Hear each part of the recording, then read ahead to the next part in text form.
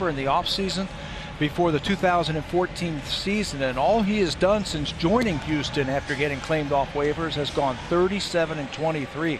Those 37 wins tie for 7th most in the American League. He is 7-7 this year with a .475 earned run average in 21 starts this year. They've hit 14 home runs off Collin McHugh. Let's take a look at the defense, the way it sets up tonight. Preston Tucker is back in left field. He did not play in the game last night. Former Blue Jay farmhand Jake Marisnick's in center. Colby Rasmus is in right. On the infield, Marwin Gonzalez playing for the first time since Friday. He had an injured hand. Correa Altuve up the middle. A.J. Reed at first base. And Evan Gaz gets to start. First time we've seen him behind the plate in this series. Third game in this series, third different center fielder for the Houston Astros. Jake Marisnick's 21st start in center field. He's 7th among American League outfielders in defensive runs saved with 10. He only has 44 starts in the outfield and still 7th in defensive runs saved. You got to have a good center fielder in this ballpark. Devin Travis is leading off. Here's the first pitch of the game. It is outside and we are underway. Travis batting .286. He was 1 for 3 in the game last night. Had 2 hits in the opener on Monday night. Had a double and a single. Hibby was talking about Travis before the game today, saying, you know, we were thinking about this in spring training, that the natural move for him is hit towards the top of the lineup because he is such a good hitter. We need him to get on base. We need him to get on in front of the big guys. He's been swinging the bat a lot better. His at-bats have been good. So Gibby has put him in that leadoff spot. Says he has earned the shot at leadoff with his at-bats lately. Breaking ball. He swings and misses that very good curveball from Collin McHugh. 1 strikeout.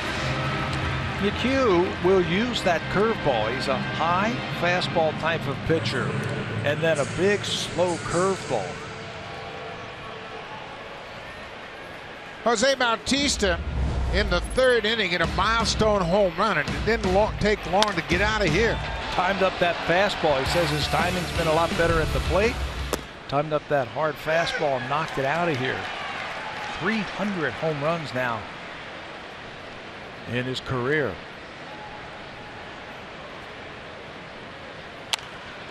Late on that pitch, it's quickly 0-2 to Bautista.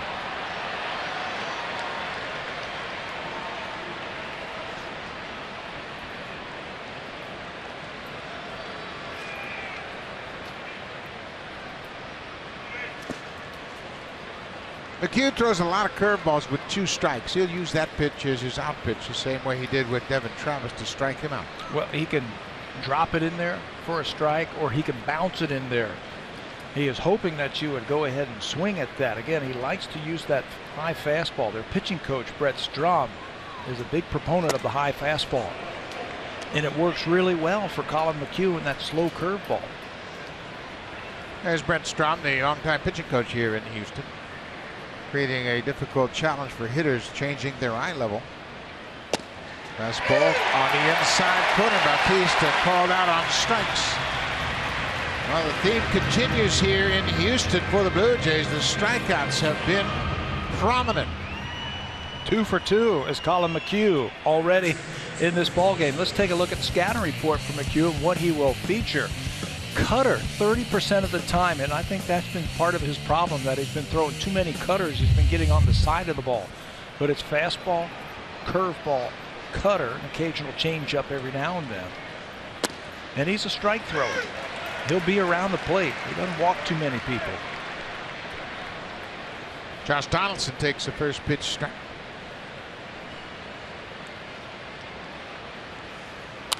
Donaldson did not start in the game on Monday. Came into the game later on in the game as a pinch hitter. Had an at-bat his only time up. Donaldson having .296. 55 extra base hits. Astros are now reshifting after Josh fell behind 0-2. They had 3 infielders on the left side of the infield. Now they're shifting back to pole position. That is the second baseman Altuve behind second.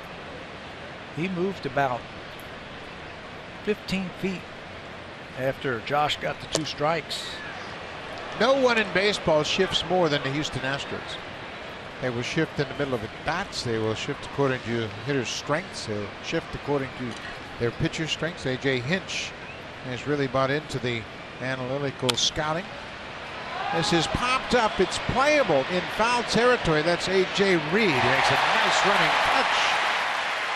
Good start for Collin McHugh. Couple of strikeouts. Retires the side in order. Marco Estrada will take the mound when we come back to Houston.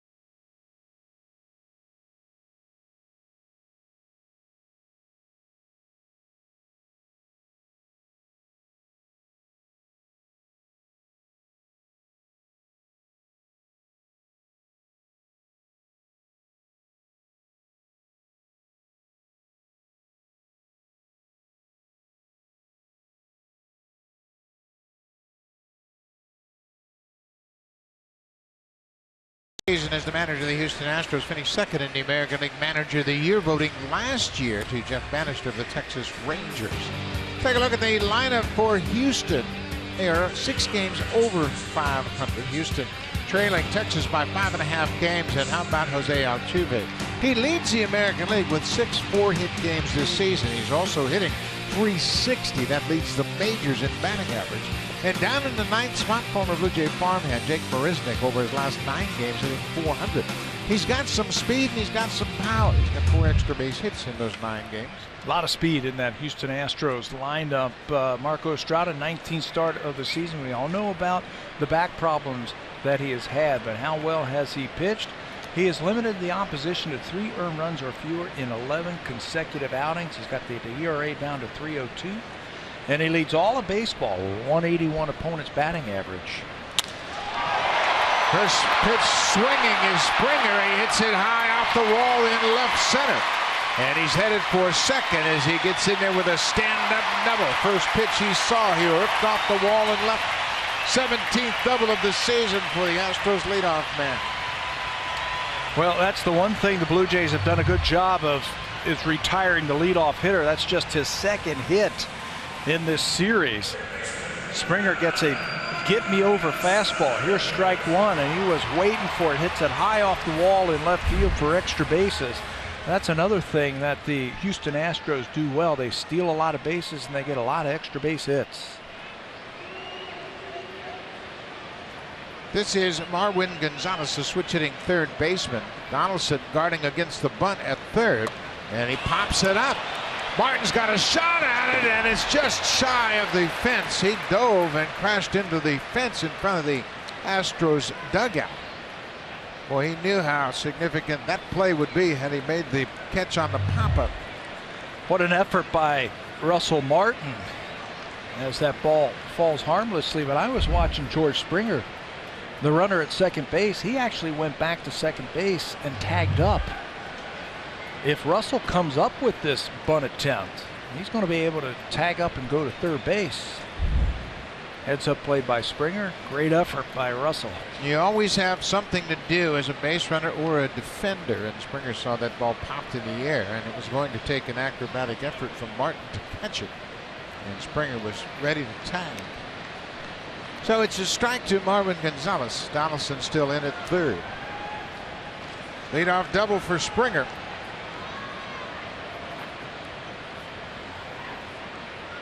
Going bunt this time. It's a changeup low.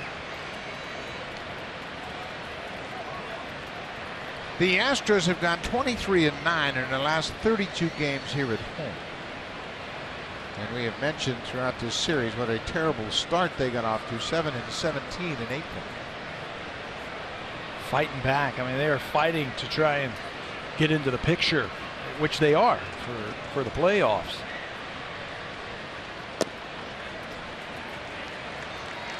Give me an early assessment of Estrada. You see anything that would alert you about a back concern right now? You know, we watched him over his last couple of starts, and he looked very ginger out there. He looked, you know, like he was afraid to move around.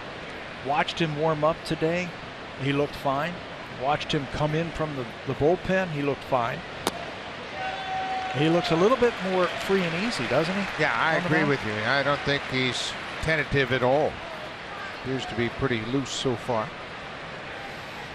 He's fallen behind 3-1. One of his real strengths this season is the fact that he's pitched ahead most of the time.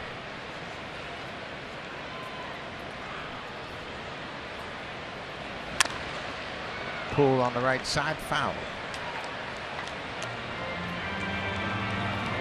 Gonzalez has not played since Friday. Injured his hand on Friday. Just a minor injury kept him out of the lineup, but they have been banged up. They have Luis Valbuena, their regular third baseman, on a DL. They've dug down deep into their minor league system. They have 7 rookies currently on their major league roster. Before this past week, they'd had to use the disabled list the fewest times in the American League, and now they're coming in bunches for him.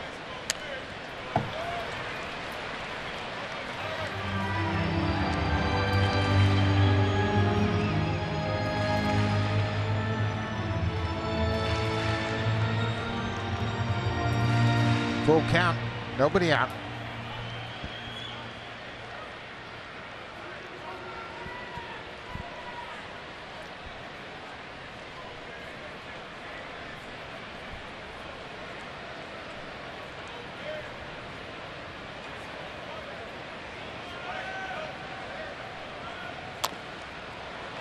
Gonzalez doing a heck of a job fighting off some tough pitches. Hey, he's a good player. You know, they really missed him over the last 4 days at third base. They had to play a rookie, Alex Bregman, over there. He didn't do much offensively. Defensively, he was outstanding. So they had a little hole in that second spot in that batting order the first couple of days in this series. Marwin Gonzalez, he's a pro. He's been around for a while. He's got 10 home runs this season. 27 years old, and he is putting up quite a fight against Estrada. This is his 5th season with Houston. Came up for the first time in 2012, in 80 games. Last year he had 279 in a career high 120 games. Another 3-2 pitch. Gonzalez asks for time, and it's granted.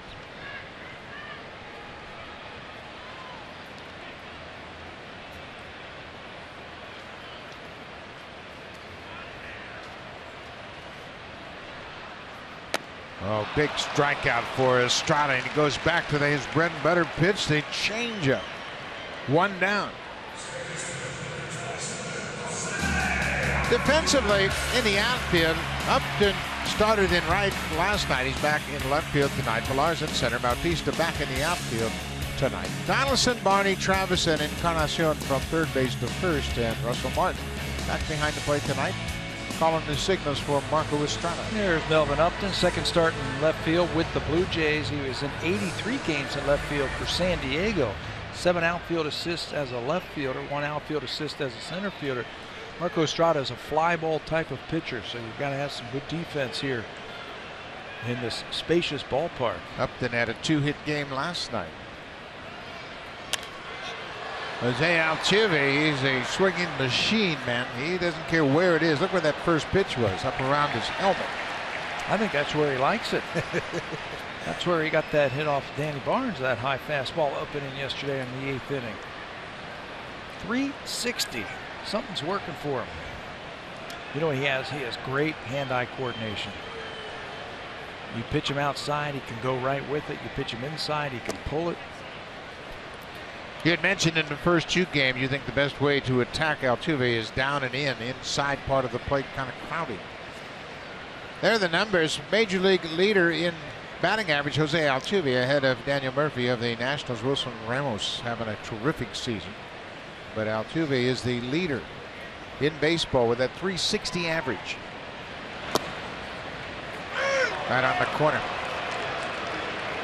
Boy, Marco Estrada gets those strikes called. He will have a very good night. Yeah, he can keep expanding too. That's what he did against Marwin Gonzalez. He just kept expanding that strike zone, knowing that Gonzalez was going to try and pull the ball to advance that runner from second to third base. He can do the same thing now that he is ahead of Altuve. 1-2. The Martin trying to decoy Springer at second. He started to set up inside, but had no intention of holding the target there. He moved to the outside corner when Estrada started to deliver the pitch. The subtleties of what Russell Martin does for his pitching staff sometimes get overlooked. If you're not paying attention, or if you don't know what you're looking for, you could miss the little things that he brings. You know, I haven't seen a catcher this year catch the low ball as well as Russell. Marco Estrada called Russell out for this next pitch, and Marco did something unusual right there. He gave Springer kind of a head fake, a little concerned about the possibility of a stolen base. I think that took away from his command. Yeah, he just kind of like popped his head up real quickly, like he was going to have a pickoff play on or do an inside move over to second base, and that threw him off just a little bit. Watch it one more time. He's set, like the daylight play or something was on at second base. Yeah, he just gave Springer a little extra look back there, and I think it robbed him of his command. Full count to Altuve, 1 out. Breaking ball hit to third. Springer has to hold at second, and Donaldson throws out Altuve. Well, Marco Estrada has done this all season long. He has really pitched well with runners in scoring position. Whenever he gets in a jam, he really buckles down.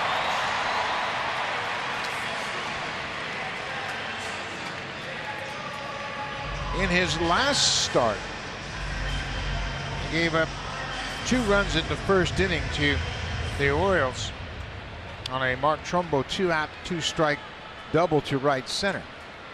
But he stranded Trumbo, and the Blue Jays would take the lead in the bottom of the first. They came back and scored 3 in the bottom half of that inning. When he gets ahead, that's where he really gets good. Batting average about 150 after 0-1. This is the young shortstop, Carlos Correa, as you see Francisco Liriano in the dugout for the first time with the Blue Jays.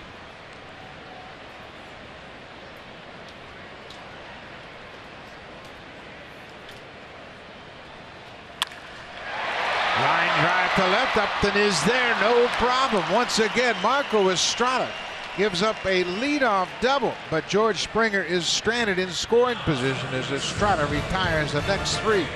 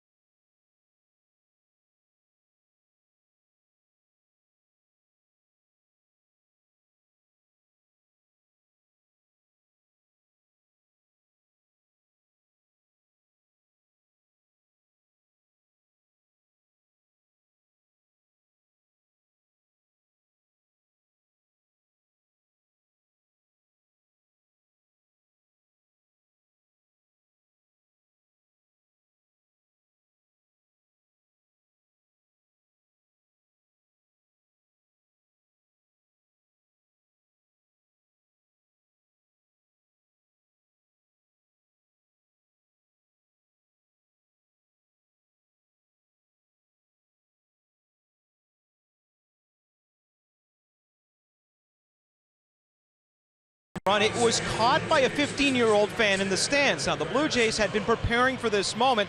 In fact, equipment manager Kevin Malloy had instructed security that if it were to happen, to try to retrieve the ball.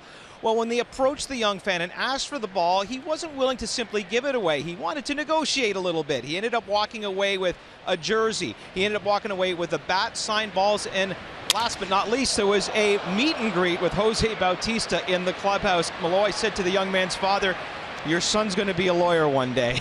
He certainly got a bang for his buck with that ball, guys. Well, they sure did. He negotiated a nice deal to get that milestone home run souvenir for Jose Bautista. And, you know, that's pretty much the norm now. These fans come prepared. They know what's going on at the ballpark. And as soon as that ball hit into the seats, there was a scramble for it, and the youngster came up with it. Blue Jay fan, too. Had the Blue Jay gear on. There's that good curveball. Edwin has a 5-game hit streak. He's hit 2 home runs during that 5-game streak. He's got 29 on the season.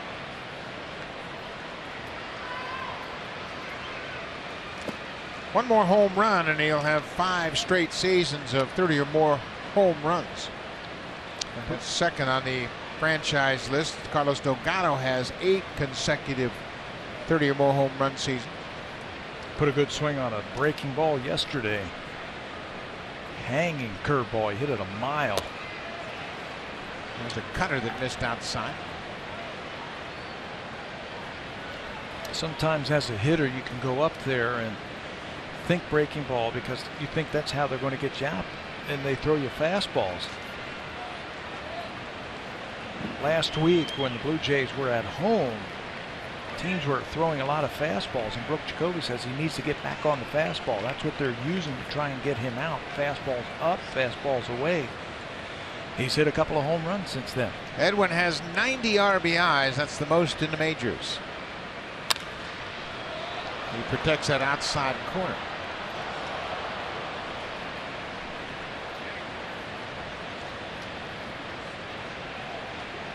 Edwin has developed into one of the most consistent power hitters in the game. Has 301 doubles. There's a bouncing ball. 2 hopper to third. Gonzalez across the net. 1 away. Power is good, and everybody loves the long ball. We talked about it in the opening. The Blue Jays have got to figure out a way, though, to score some runs when they don't hit home runs. We've said it for years. Good pitchers are going to stop good hitters. So I think the Blue Jays have to start figuring out a way to start manufacturing some runs. Michael Saunders is the DH tonight. He's hit well against McHugh. He has a couple of home runs for his career, 5 for 12, but it's been a struggle since the All-Star break for Michael. Hitting just 143 since the break. Peaks and valleys, that's the general path of a hitter throughout the course of a season. You're going to have ups and downs, and I think the biggest thing you want to do is make sure your temperament doesn't change too much with the highs or the lows. Just have good at bats, right? There are times where you step into that batter's box and the ball looks about the size of an aspirin, and you say, I have no chance of getting a hit. And wouldn't you know it, you fall behind 0-2 right away. There are other times that you can just walk in there and it can turn on a dime. You just walk into the batter's box and you're like, I'm hitting this guy. High fly ball to center. This is Death Valley here in center field. Nick Marisnick is there in front of the warning track. Colin McHugh won 19 games last year. He was 19-7 for the Astros, and lately he's been really in a funk. Last time out, the Tigers just absolutely wore him out as they knocked him out early. Coming off his worst start of the year, he recorded just 5 outs last Friday against the Tigers. 8 runs and 10 hits. And over his last 5 starts, he has really been roughed up. Russell Martin goes after the first pitch, jumps on that fastball, then rips it into center field for a 2-out single. First base runner for the Blue Jays. You know, you can throw out all those numbers, though. For me, you can step to the mound as Russell takes that one right back through the middle. you can step out on that mound and all of a sudden something feels good. He's got a good record here at home, and he's also got a good record in 3 career starts versus the Blue Jays. His ERA in those 3 starts, under 3 versus Toronto. His all-time record here at Minute Maid Park is 23-12. This season, the team is 8-3 when McHugh starts here at home. This is his 12th start this season, pitching at home. So the left fielder, Melvin Upton Jr.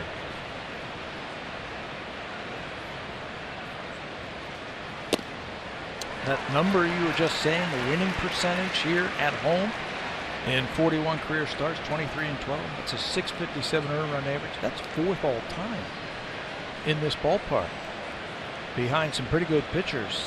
Wade Miller, Roy Oswalt, Roger Clemens, and this guy right here. Melvin Upton takes one upstairs. It's a ball and 2 strikes. Roy Oswalt, 77-35 pitching here at Minute Maid Park. That's the all-time high win total. Popped out of play over the screen. Now you look at the list: Wandy Rodriguez, Wade Miller, Dallas Keuchel, and then Collin McHugh. He's 5th in all-time wins at Minute Maid Park. They have always had great pitching in Houston, haven't they? All the way back to the 60s when they were an expansion team. Larry Dierker and Wade Bossingame and Don Wilson, they were really power pitchers. It was always a real strength of their organization. Of course, when they first started here and got into the Astrodome, I think it was a cavernous stadium. And then, of course, they had Mike Scott, Nolan Ryan, a couple of pretty good pitchers. How about J.R. Richard? Remember J.R. Richard? Oh, I remember J.R. Richard. You ever faced J.R. Richard? Oh, yeah. Ooh. He threw 100. Russell looks like he wants to run. Upstairs. J.R. Richard, big, long-armed right-hander, about 6'7", and he threw 100, literally. Yeah. He had a wicked slider. Snapping slider. He had a youngster named Scipio Spinks. Scipio Spinks. And also threw very hard. Upton trying to check his swing on that high fastball, and McHugh strikes him out. 3 strikeouts through 2 innings. No score.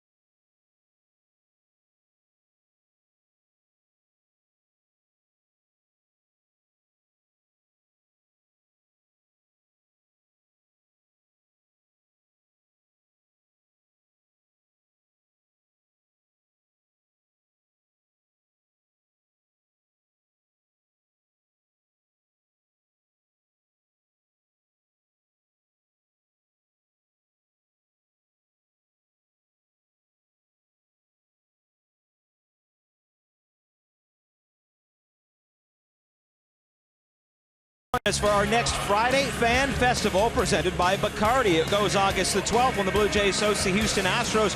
Prior to the game, we will have a DJ showdown featuring Jed Harper, DJ Deluxe, and your boy Brian. The patio opens at 4:30, and then, of course, it's Blue Jays baseball following that. Go to BlueJays.com for tickets. I don't know about you guys. I've never been to a DJ showdown before. Nor have I, Barry. But it sounds like fun, and the Friday fan festivals are always entertaining, and they create a lot of interest before the start of the game. We move to the bottom of the second. No score. Each team with a hit. Colby Rasmus 0 for 9 in the series. Goes after the first pitch and hits it to right field. No problem for Bautista as he is there. And Rasmus now 0 for 10 so far. Let's check in with Jamie Campbell.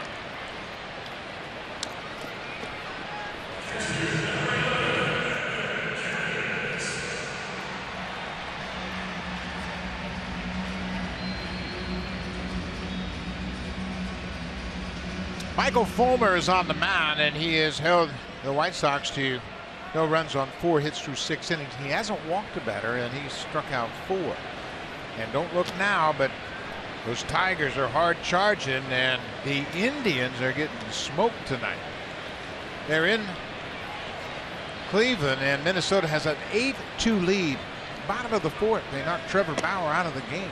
What's up with the Minnesota Twins hitting all those home runs? Boy, Max Kepler, what a run he has been on. He's been red hot. Kepler is 1 for 2 tonight. 2 more RBIs. He now has 48 RBIs. They finally kept him in the ballpark? You mean he hasn't hit another home run? So far. So far. This is the catcher, Evan Gattis. Gattis was the DH in the first 2 games of this series.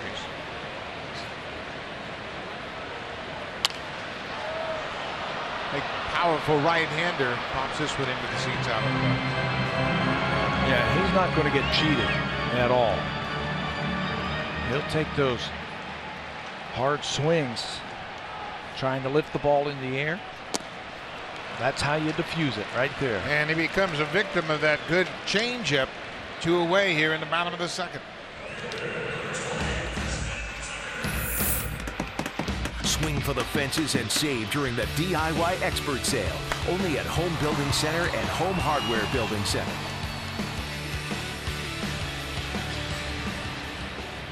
Two away. Preston Tucker, the young left fielder. He started in game 1 of this series. He goes after that first pitch.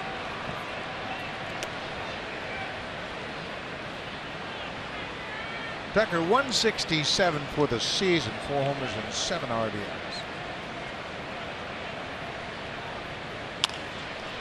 This is another fastball. Travis right at the edge of the grass makes the play. Estrada retires the side in order. No problem. He looks free and easy tonight.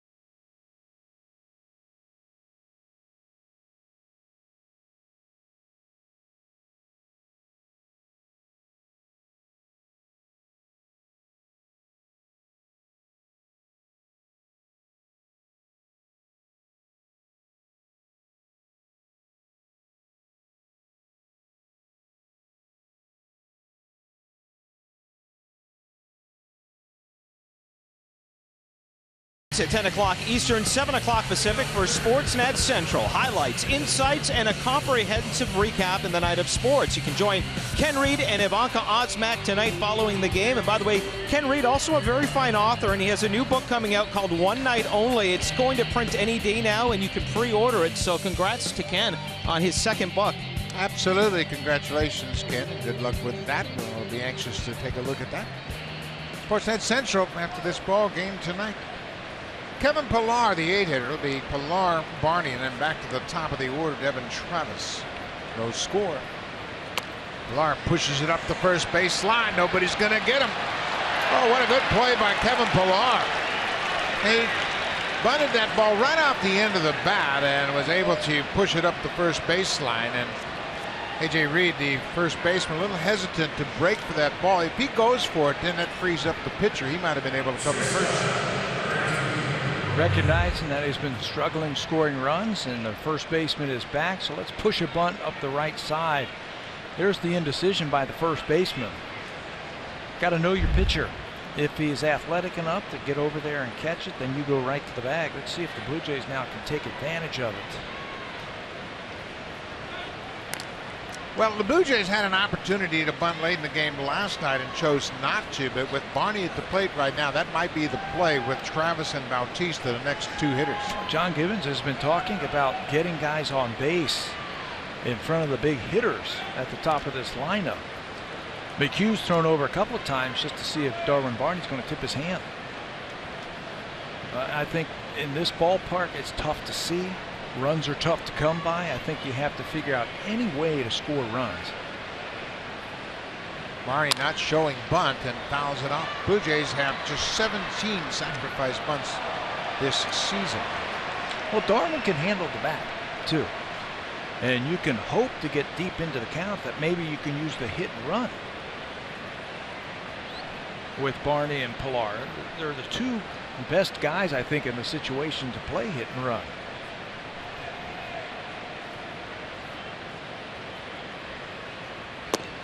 Outside, a ball on the strike. The American League East, not many teams bunt in the East. In fact, if you think 17's a low total, the Boston Red Sox have 4 sacrifice bunts. 4. Of course, they're hitting .286 as a team. Blue Jays, on the other hand, batting .248.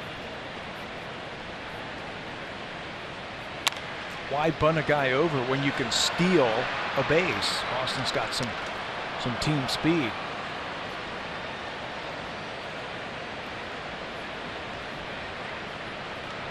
Blue Jays just haven't done much since the All-Star break, batting .220 as a team, 14th in the American League. They're scoring a few runs, but that's coming on those 21 home runs. Too many double plays and too many strikeouts for sure. And not enough fundamentals.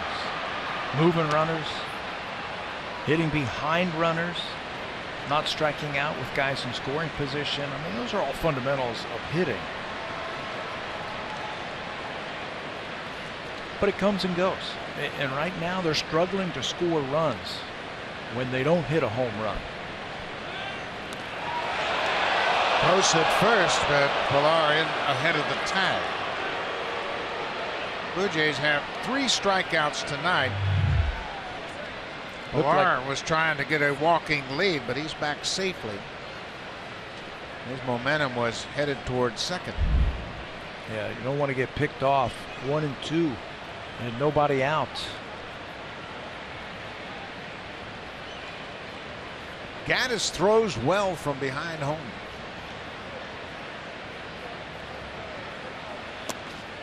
Another strikeout.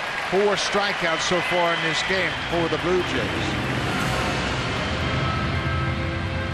That's 40 in the series. 40 in 3 games. That looked like his cutter right there. He's been throwing a lot of cutters. We showed you that in the scouting report. And at times he's throwing too many cutters. And then when he tries to get back to getting his hand behind the ball to throw his fastball, he's had trouble with it. Top of the order, Devin Travis. First pitch strike. Travis struck out his first time up. We mentioned Gaddis and his throwing ability. He's caught 9 of 19. I've been watching him in between innings. He's very quick. The transfer and the throw. Not a lot of extra wasted motion when he's throwing the ball down to second base. This is his 25th start behind the plate. He is backing up Jason Castro, the regular catcher. Pillar 8 for 13 in stolen base attempts.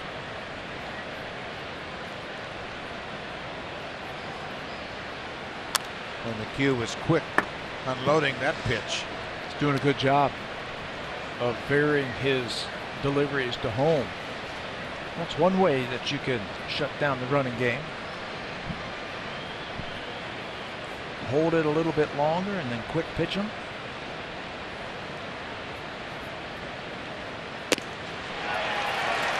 High fastball. Back-to-back strikeouts after the leadoff bunt base hit by Pilar. Good, and that's one of the things that Brent Strom, the pitching coach, really believes in, that high fastball, and it works perfectly for Collin McHugh with the long curveball, hard-breaking curveball. You got to pitch upstairs, change the eye level.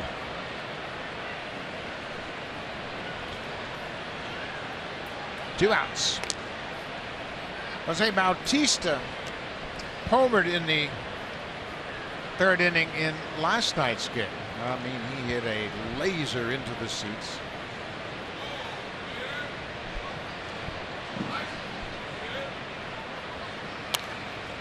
I asked Jose today about his timing. He says, yeah, I'm starting to feel a little bit better. My rhythm is better. You know, Pat, when you're away from the game so long, everybody worries about your hands. He said his legs are the most important to him. He needs to have good, strong legs and a solid foundation underneath him from which to hit. And those legs are his timing mechanism at the plate.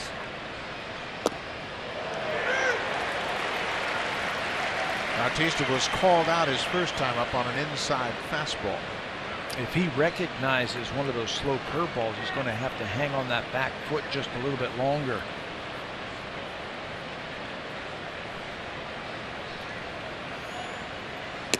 If he gets a hanging breaking ball, he's liable to break a window.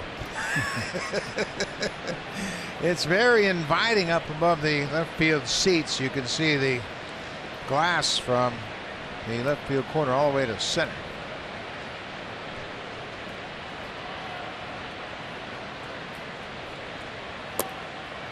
Cutter down and away. It's 2-2. No score. We're in the third. Blue Jays have 2 hits. The Astros have just 1. Russell Martin with a single to center. Kevin Pilar led this inning off with a bunt single.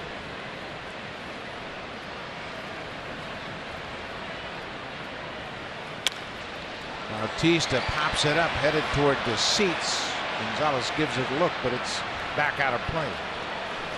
Collin McHugh is 29 years old. As Pat mentioned, he was originally drafted by the Mets. He grew up in Georgia. He was born in Illinois, but moved to Atlanta when he was about 7 and became a big Braves fan. And of course, he was a fan of that vaunted pitching staff. Maddux, Clavin, and Smoltz. He was drafted in 2008 in the 18th round by the Mets.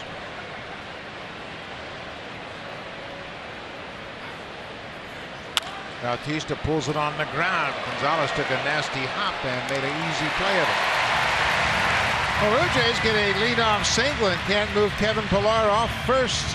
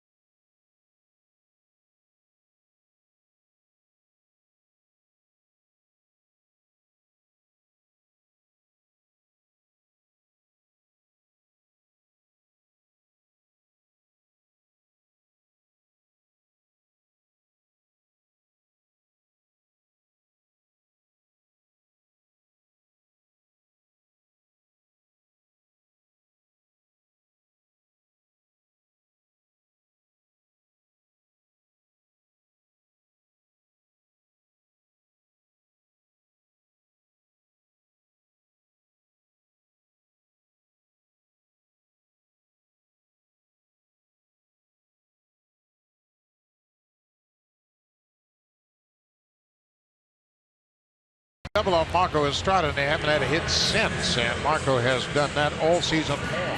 This is his 19th start of the season, and he has done a terrific job of holding the hitters in check all season long. I think it's time to start mentioning Marco Estrada's name with the greats in the American League. Justin Verlander, 7, Corey Kluber, Chris Sale. Marco Estrada has pitched better than that. Hits per 9 innings, fewer than those great pitchers that we have seen in the American League over the years. You know what they all have? Every one of those 4 pitchers we saw in there, great secondary stuff. Kluber's got a great curveball. Sale's got a great changeup. Marco's changeup is outstanding. There it is right there. Put it right on display for you. Ball and a strike to A.J. Reed, the number 8 hitter. There's a great publication, and I'm sure all you baseball fans are aware of, Baseball America. And yesterday they announced their most recent poll for the Major League Best Tools. And the poll is compiled by information from managers, coaches, and players in the major leagues. And they vote for the best tools in their respective league. This is a high pop-up. Donaldson backpedaling into left. Upton, the left fielder, calls him off and makes the catch, 1 out. Let's check in with Jamie Campbell.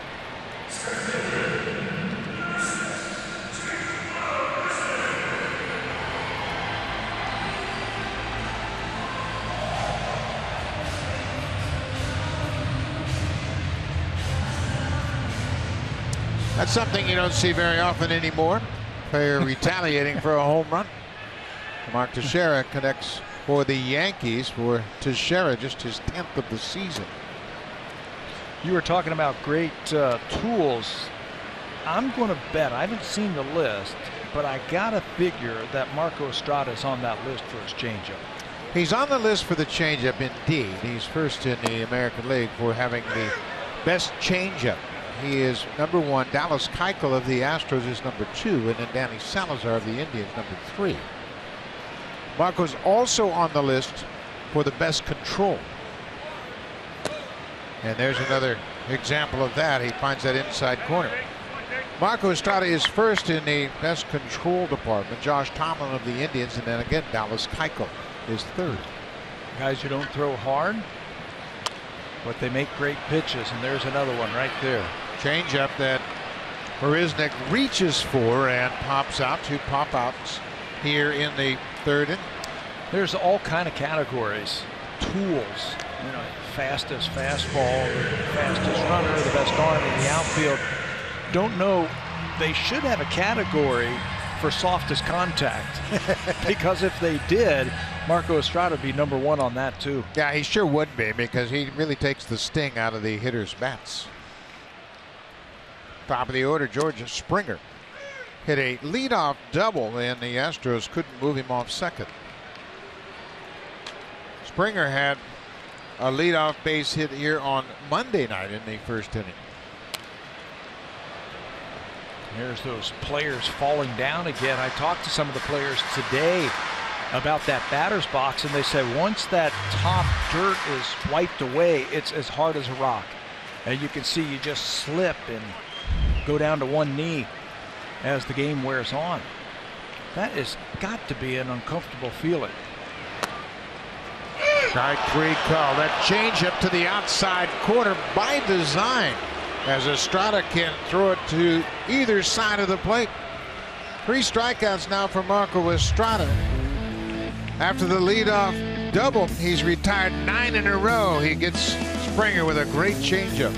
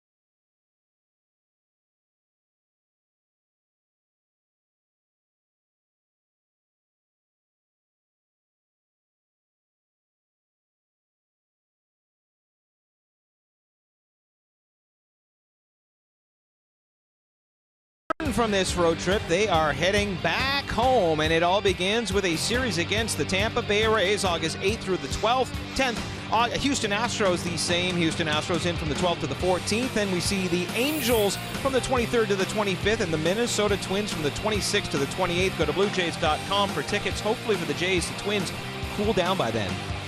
Twins have been playing good baseball. They've won 3 in a row, and they have a big lead early in this game tonight against Cleveland. Yeah, they're not facing a pitching staff that's bad. They're facing one of the best in the American League, and they've been hammering in this series. Josh Donaldson waves at that first pitch curveball. JD popped out to the first baseman in foul territory down the right field line. It's 0-2 quickly to Donaldson. Tell you what, Colin McHugh last time out couldn't throw a pitch on the corner to save his life against the Tigers. Everything was right down the middle. Tonight, he's all over the place. Making great pitches on the corners. Colin McHugh has had problems in the first inning tonight. He retired the side in order. No problem at all. He got off to a good start.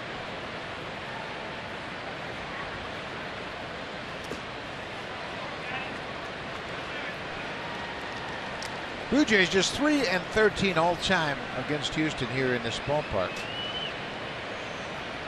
The win last night for John Gibbons Blue Jays snapped an 8-game losing streak.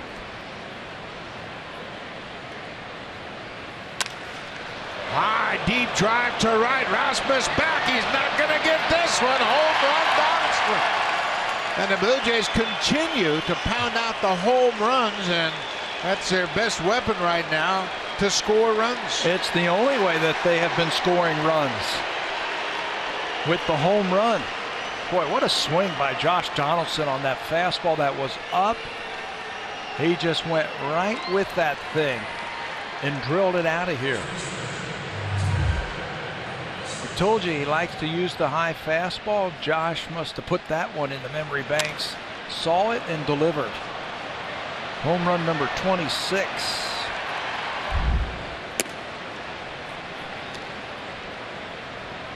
That's the 15th home run that Colin McHugh has given up this season for Donaldson. As Pat mentioned, home run number 26, RBI number 75.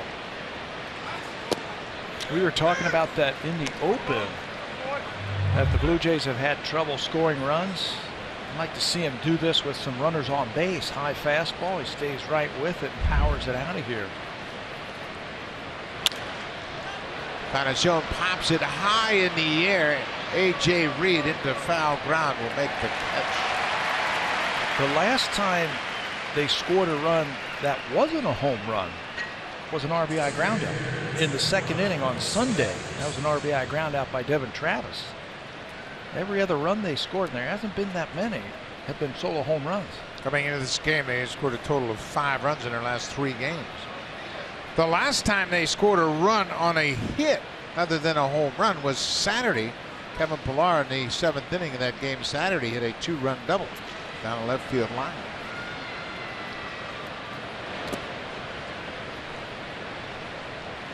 For Donaldson, his 26th home run, just his 4th to the opposite field.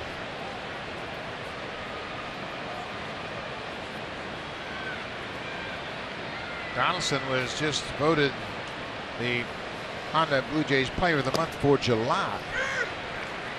And a terrific month of July. The American League Player of the Month, Mookie Betts of the Red Sox. Betts hit .368.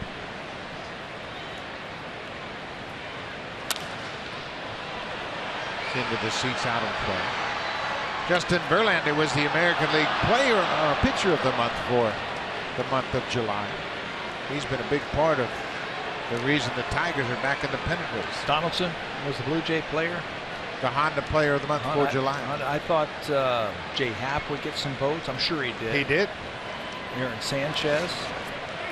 Check swing on the curveball. No swing according to Tony Randazzo down the third baseline. But Josh Donaldson won it. JD hit 6 home runs in July.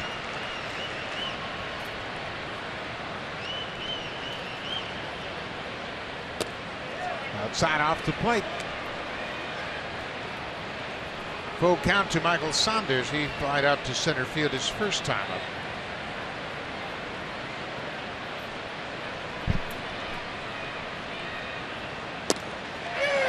Inside corner. Fastball gets Saunders. 6 strikeouts for McHugh.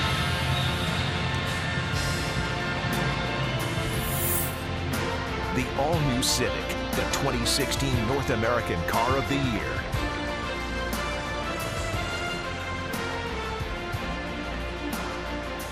Minute Maid Park, home of the Houston Astros, where the Blue Jays have had their problems, but they lead this one 1-0 thanks to a Josh Donaldson opposite field home run.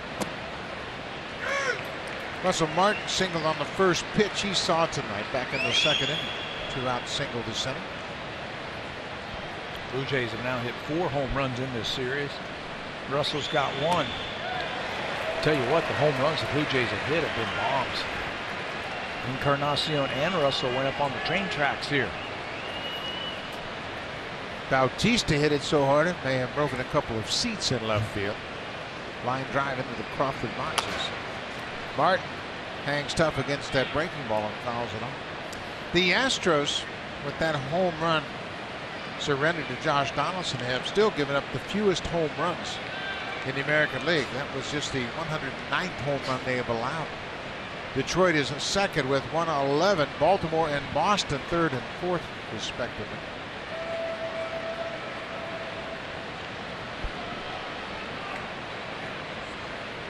Martin extended his hit streak to 6 straight in the first, in his first at bat.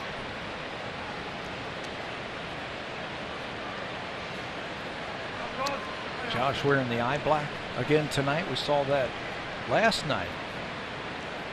With the crazy lights here, they're so bright, offensively and defensively. Takes the glare out. It's the first time we have noticed any problems with the lights in this ballpark, and it's a different set of lights. It's an LED system lighting now. Gets an awful lot of glare.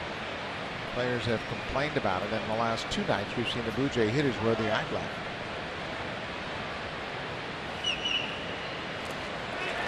Late breaking curveball, and Russell Martin, he too slips at home plate, taking that swing.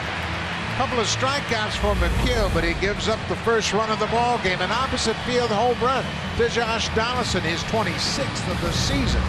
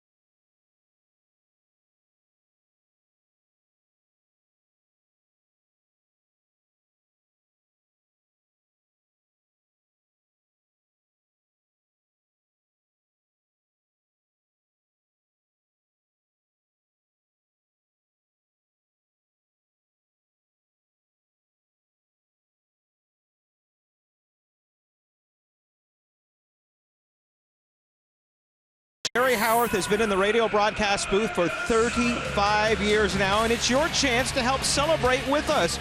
The chance to win a Sportsnet VIP game day experience. Visit sportsnet.ca/Jerry35 for more details. Guys, the time sure flies. I remember when Jerry and Tom were doing the game so many years ago, and Jerry's still in the booth here 35 years later.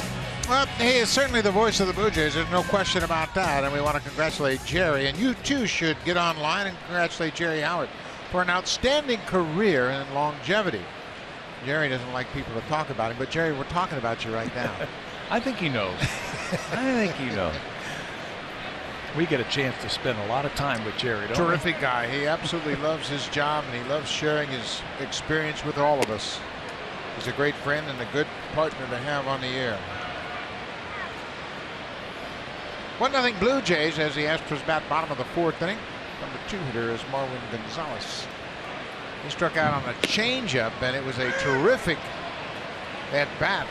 Gonzalez and Estrada going head to head. Gonzalez fouled off several 3-2 pitches, and Estrada got him on a 3-2 changeup. That was after a leadoff double to George Springer. He was trying to move that runner. Marco was just a little bit tougher.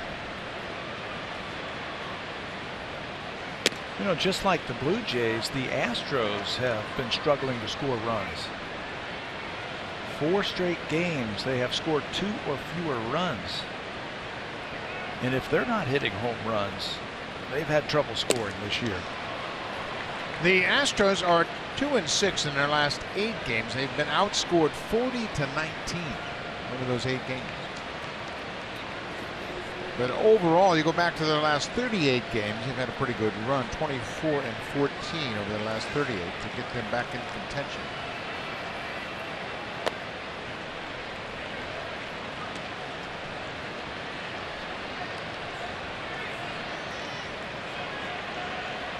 There's our friend down in the left field quarter once again.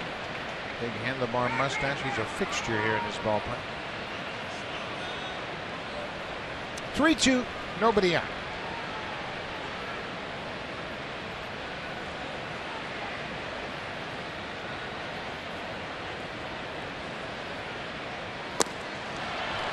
Another changeup, and Gonzalez strikes out for a second time. 4 strikeouts for Marco. Anytime, any count, he's going to drop that changeup on you. This one fades just a little bit away from the left-handed hitters. Gonzalez comes up empty. I mean, it's a perfect pitch in my mind. Marco is very aware of what factors into his success. He talks about the cue ball effect. How he spins that 4-seam fastball and the 4-seam changeup. And hitters can't see the spin and can't pick up the seams on the baseball. And he calls it a cue ball effect because it looks like a cue ball coming at the hitters.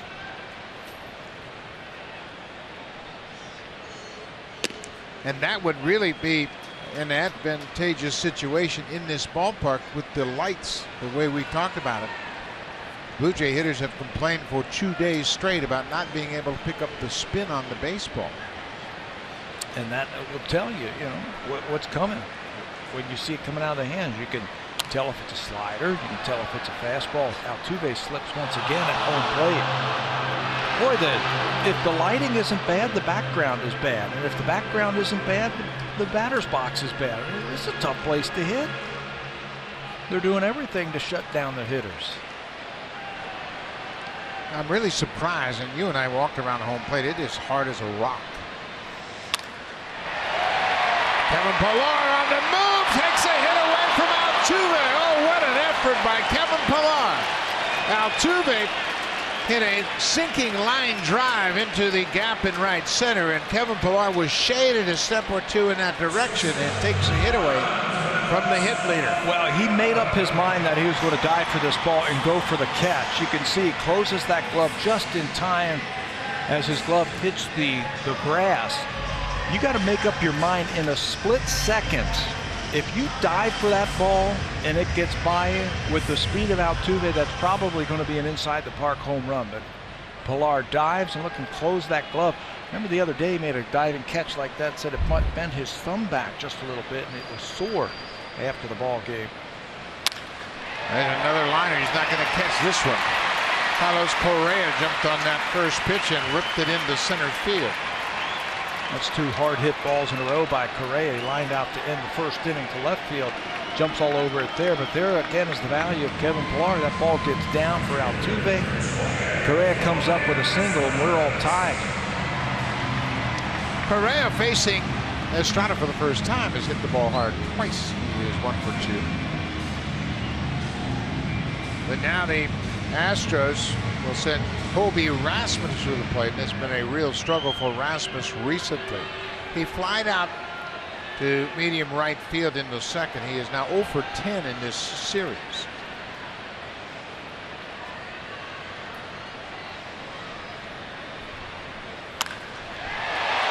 He hit that one to the wrong spot. Straightaway center field. Pilar has plenty of room, and Estrada has closed out the Astros in the fourth.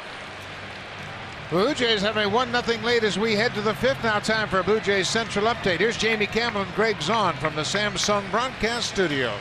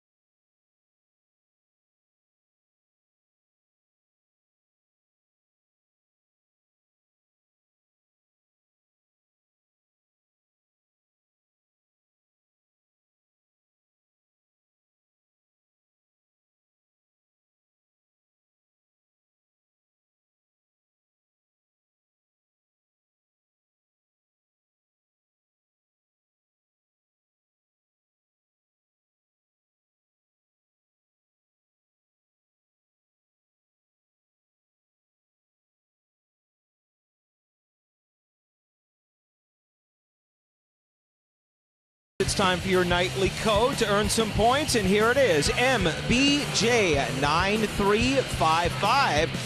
Put that in your My Blue Jays homepage, and you can earn points simply for watching tonight's broadcast. You have until 11:59 tonight to enter this code, and we will have another one for you tomorrow. We go to the bottom of the fifth inning now. Here's Buck Martinez and Pat Tabler, top of the fifth, actually. Thank you very much, Barry Davis. A lot of Blue Jay fans on hand here in Houston. Slow breaking ball to Melvin Upton Jr. for strike one. Upton struck out to end the second inning.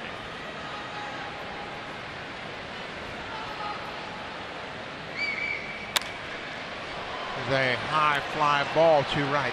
Rasmus has plenty of room in right, and he makes the catch.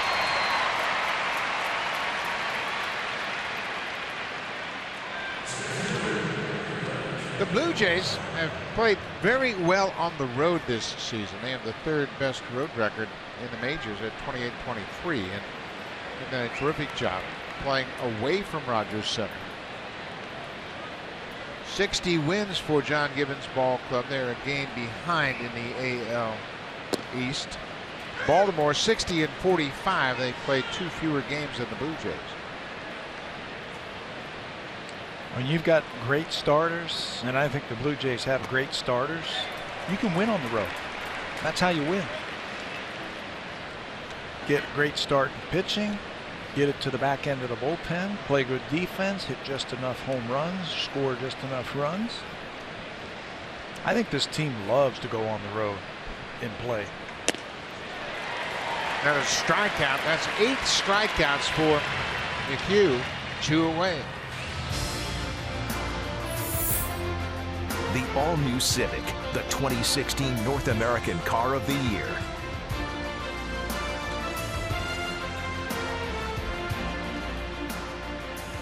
We are in Houston, Texas. Third game of a 4-game series. Blue Jays and Astros will wrap up the series tomorrow night. Mike Fiers will go to the mound for Houston. Jay Happ for the Blue Jays. And then they'll head out to Kansas City. Take on the Royals, and Friday night, Francisco Liriano will make his Blue Jays debut against Dylan G.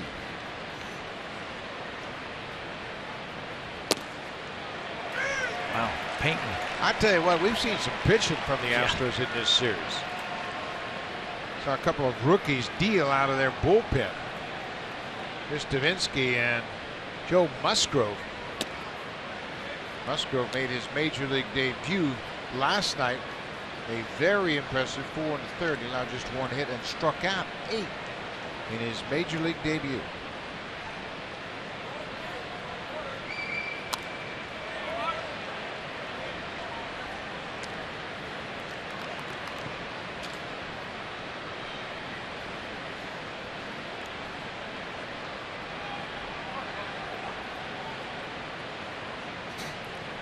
The Astros, we mentioned, they've got 7 rookies on their roster now. They got some bad news today with their starter yesterday, Lance McCullers Jr. Went on the disabled list with elbow discomfort. He left the game after delivering a pitch to Josh Donaldson last night in the 5th inning. When Marty hits a high fly ball. Rasmus is there, not a problem for the right fielder. 3 up, 3 down. Blue Jays go down in order in their half of the 5th.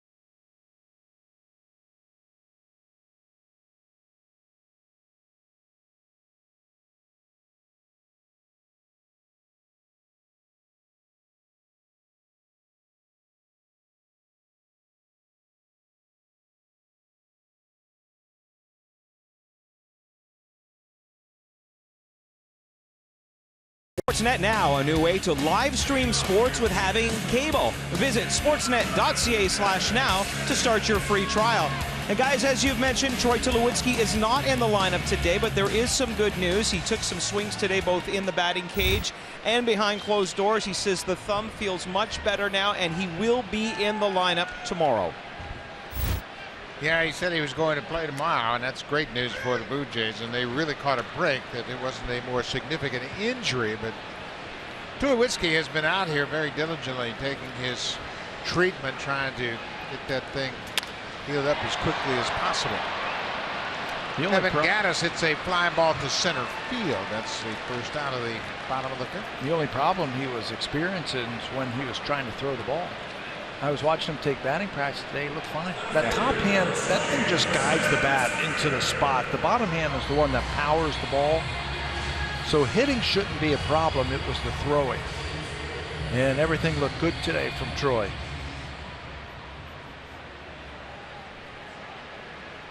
Lowest opponent's batting average on the road this season: Colby Lewis, Carlos Carrasco, Rich Hill, then Marco Estrada.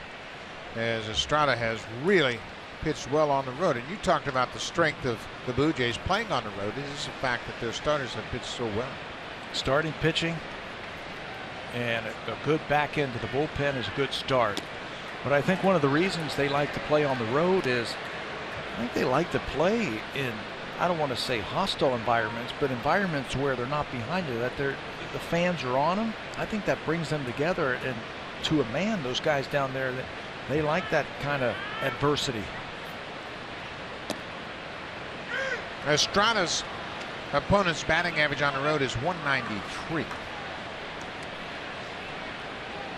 Of course, he leads the majors overall in opponent's batting average.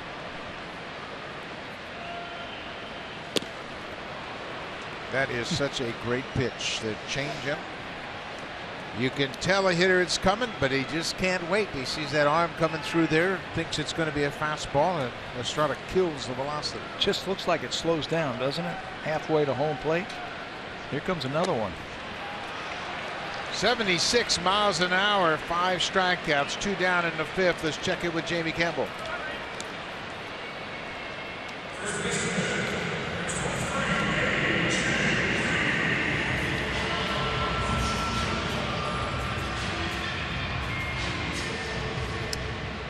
It's a pinch hit home run as he was batting for James McCann.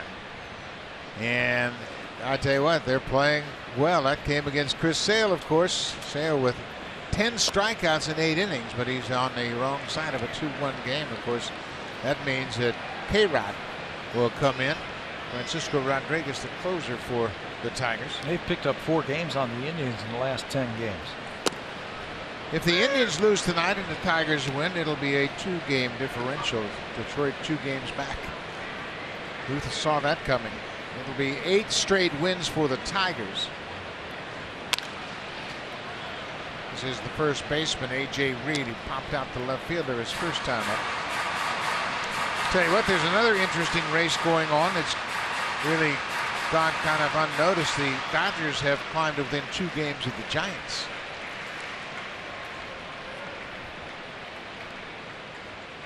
Fastball upstairs. Those 2 loaded up, didn't they? Right at the trade deadline.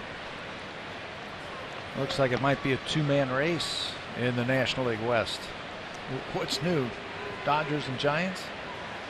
The Rockies are 500, but they got some disappointing news when their fine rookie Trevor Story was announced to be out for the season with a torn thumb ligament, and he will undergo surgery. That's a tough blow for the Rockies, as 27 home runs. He's leading the National League in rookie home runs. Donaldson has a long run. He is not going to get there as he slides to break his momentum. Ball was a row back into the seats. How about that effort from Josh Donaldson? He is playing in the shift against A.J. Reed on his normal position at shortstop, almost behind second base, and he dead sprint right to the wall. What an effort. A ball and 2 strikes. Breaking ball into 2. It's a 1-0 game, and I tell you what, runs have been tough to come by in the first 3 games of this series. Houston won the opener 2-1 in 14 innings. Blue Jays won 2-1 in regulation, 9 innings, but runs are tough to come by in this series.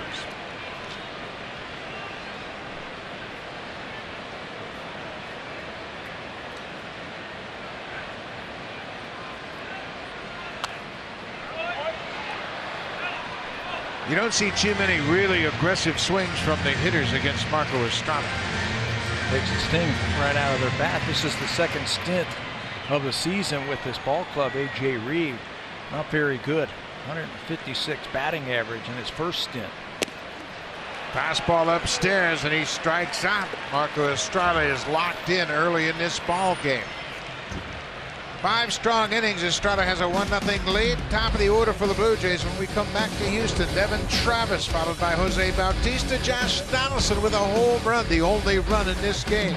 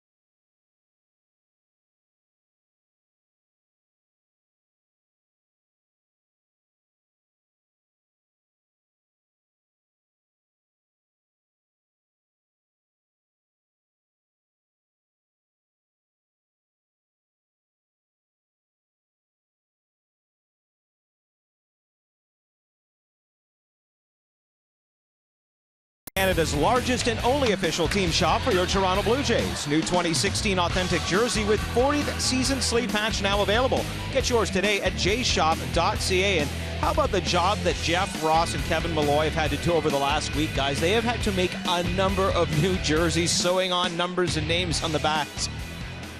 Barry Davis, they are the first ones that know about the trades.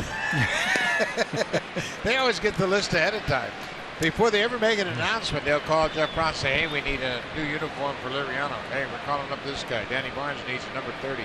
So the equipment men are always the first ones that know. And then Mike Shaw, the traveling secretary, because they got to get him here, right? Yep, that's right. So if you want some information, that's who you go to. You got to go in the back door. Equipment men and traveling secretaries, they got all the information.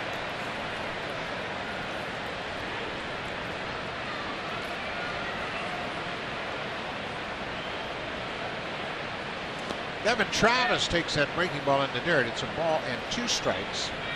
Top of the 6th. What's new? It's a 1-0 game. Devin hasn't been able to figure out Colin McHugh yet tonight. He's faced him twice, and he has struck out twice. Finds himself in a hole here his 3rd time up.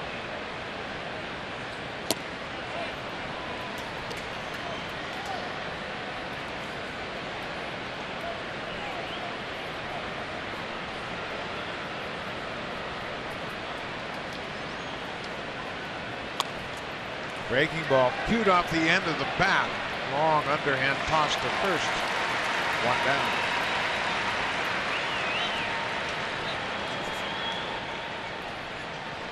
The last time Colin McHugh faced the Blue Jays, it was last June 7th at Rogers Center. He went 6 innings, allowed 3 runs on 7 hits, and gave up 2 home runs. They gave up a home run to Bautista in the 1st inning, and Russell Martin hit a home run in the 4th inning, a 2-run shot. Tonight the home run has hurt him as it's provided the only run of this game. That might be the only ball that the Blue Jays have hit hard tonight. Kevin Pillar had a bunt single. Russell hit a ball decent back through the middle. Sharp base hit up the middle. A lot of strikeouts, a lot of pop-ups, easy fly balls. He generates a very high percentage of soft contact on balls in play.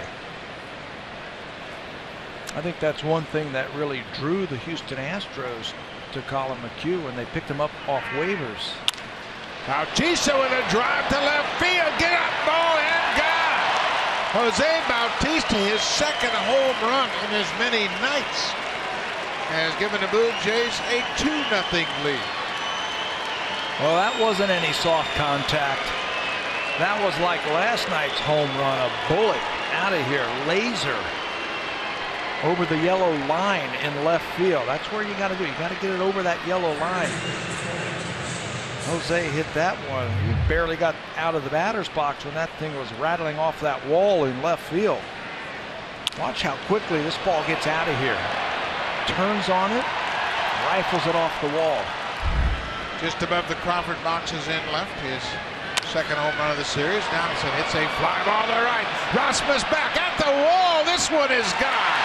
Back-to-back home runs for the Blue Jays. Donaldson's 2nd of the night. Another opposite field home run for Josh. Josh has figured out what Colin McHugh's going to do to him. He's going to go fastball up, so he's just going to wait 1 more second longer and take that ball out of here to right field. Boy, there's nothing like back-to-back home runs. 6th time for the Blue Jays to go back-to-back. Bautista with his 17th, Donaldson with his 27th. 3 homers for the Blue Jays. Watch how he stays back just a little bit longer. Inside out swing, plenty of carry to right field.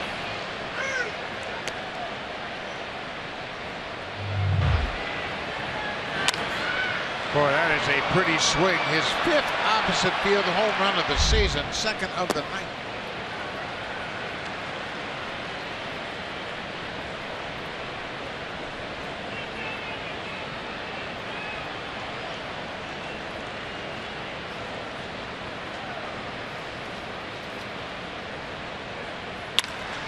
That ball is ripped to the alley in left center, and it's going up against the wall. Encarnacion is headed for 2nd with his 1st hit of the night. Edwin's 25th double of the season, and the Blue Jays Third time through the order, jumped on Colin McHugh.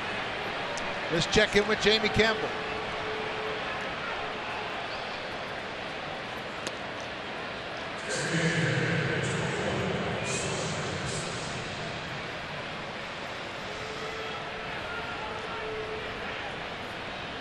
Jonathan Lucroy, the new catcher for the Texas Rangers, drove in a run tonight. Cole Hamels, the starter for Texas, drops to 12-3. Kevin Gausman picks up his third win of the season, and as Jamie mentioned, Britton with his 33rd save.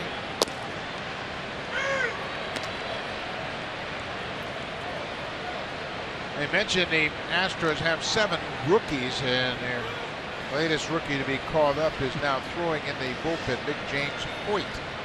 29 years old. He's never pitched in the big leagues. Yeah, I was going to say, not another major league debut guy. We've seen enough of them already in this series from the Astros. He's 6'6".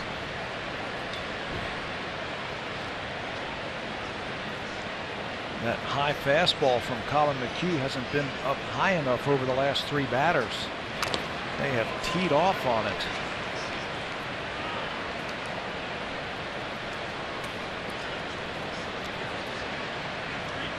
Josh Donaldson has a pair of home runs tonight.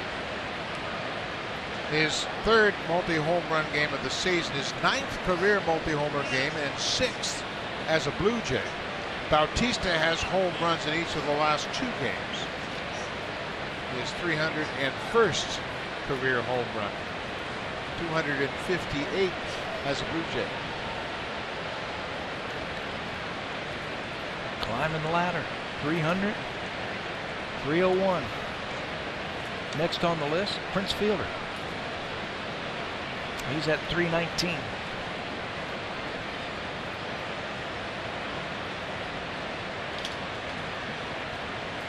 Breaking ball down. 2 balls and 2 strikes to Michael Saunders.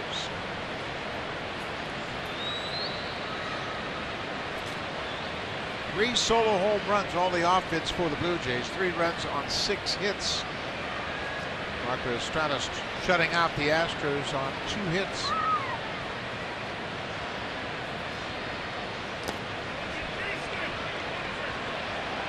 The appeal down to Tony Randazzo, the ump at 3rd. Indicates no swing. Saunders is 0 for 2 so far tonight. Michael clean shaven tonight. He have a little something going there, trying to change up his fortunes. Absolutely. His luck a bit.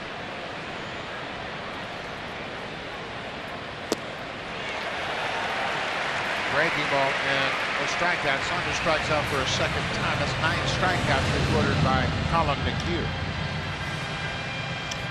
Tough to pick up the spin on the baseball in this ballpark. That's what the players are telling us. And McHugh's got that big curveball, and he's using it very effectively. We mentioned the Blue Jays have 3 extra base hits, 3rd time through the order, a couple of home runs and a double, and that's been a trend for Colin McHugh. They've hit him hard 3rd time through the order.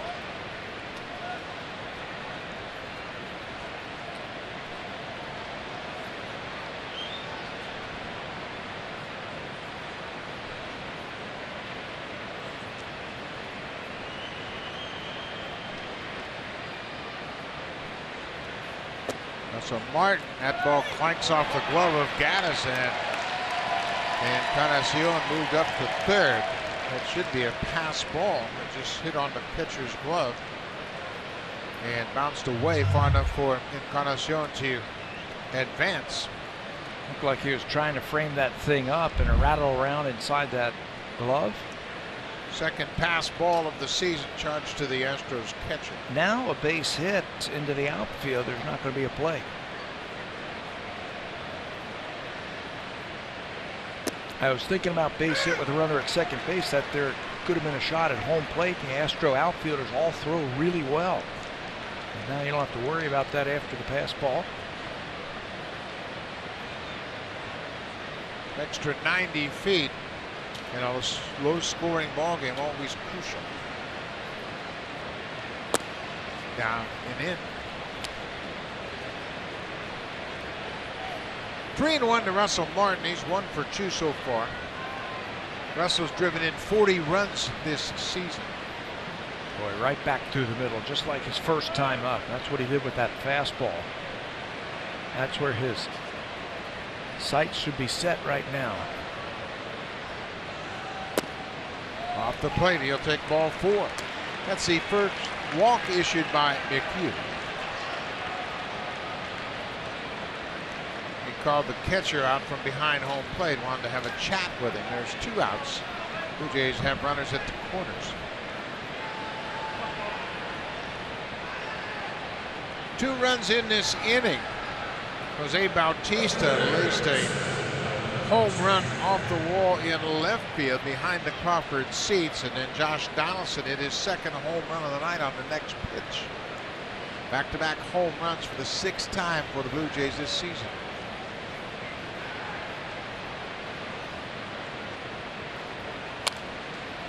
Melvin Upton Jr. is 0 for 2. Upton is 3 for 16 since joining the Blue Jays. He had 16 home runs while playing in San Diego with the Padres. That's saying something in that ballpark. He can get hot.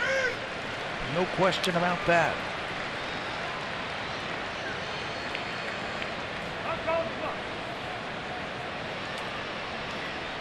You got to fight the urge to try to really do too much as a new player coming to a team in the pennant race. Want to get into the action. And he strikes out. That's 10 strikeouts for McHugh, but the long ball has hurt him so far tonight.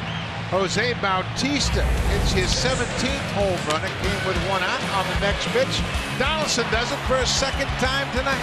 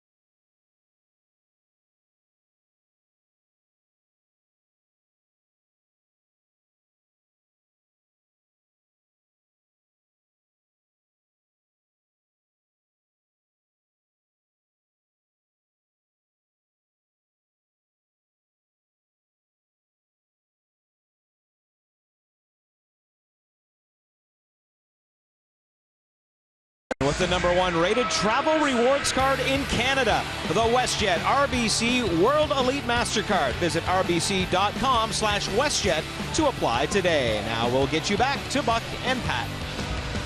Thank you very much, Barry. Blue Jays have a 3-0 lead as we head to the bottom of the 6th. And what's new? Marco Estrada is baffling the Astro hitters. They managed just 2 hits, including a leadoff double that was stranded. And the home runs are playing a big part again for the Blue Jays offense. All 3 runs, 3 solo homers. Jake Marisnick, the center fielder, batting in the 9th spot. Springer hit a leadoff double. Carlos Correa, a 2-out single. That's been it for Houston.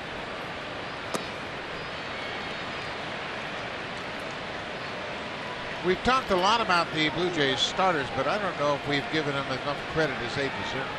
They lead the majors in innings pitched. They pitch more innings than the Washington Nationals. They also have the 4th best opponent's batting average in the major leagues. at 234. And the starters have gone 7-3 in their last 13 starts.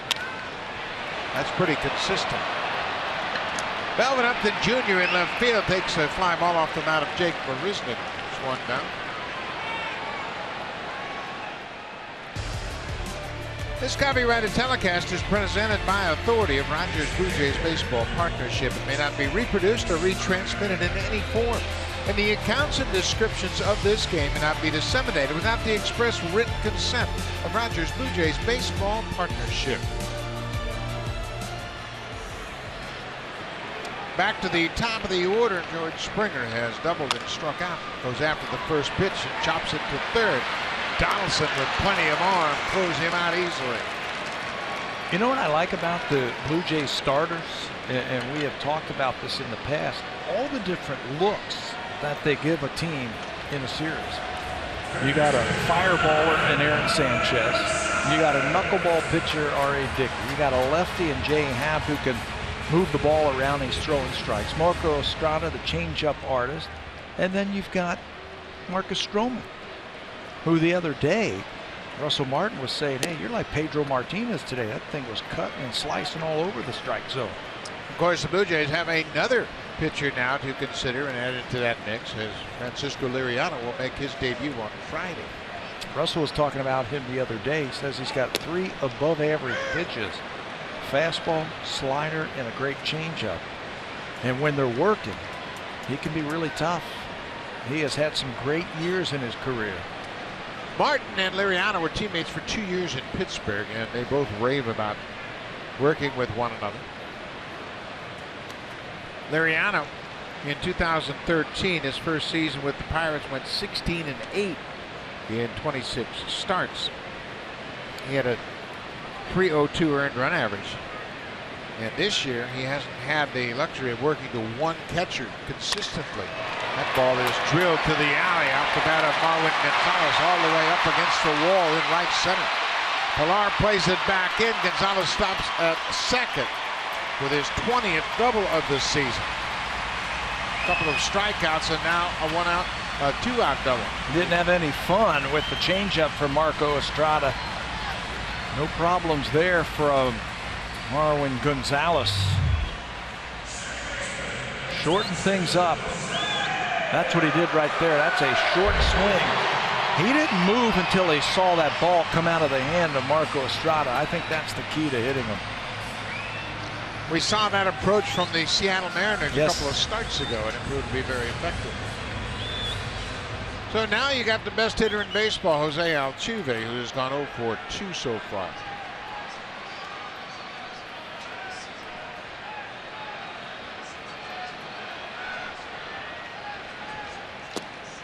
First pitch breaking ball, they mix things up a little bit on Altuve. Yeah, don't forget about that one. That's what he's telling Altuve right there. I've got a curveball too. Kevin Pilar took a hit away from Altuve back in the 4th. Hit a sinking line drive into right center. This is down the left side. That's a fair ball. Gonzalez is coming in to score. Altuve is headed to second.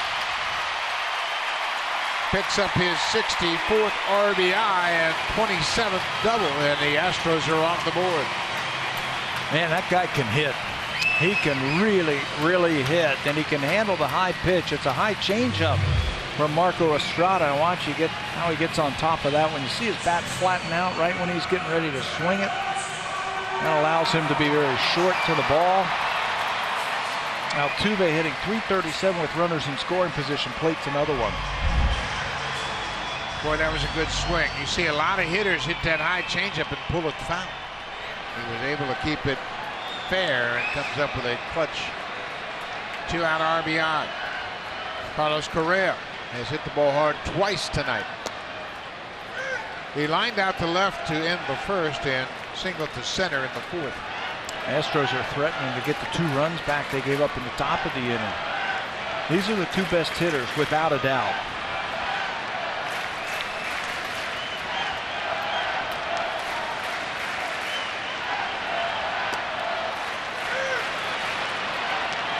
That looked like it might have been his cutter. This is the first time Estrada has faced Carlos Correa. And as we mentioned, Correa has made good contact both times.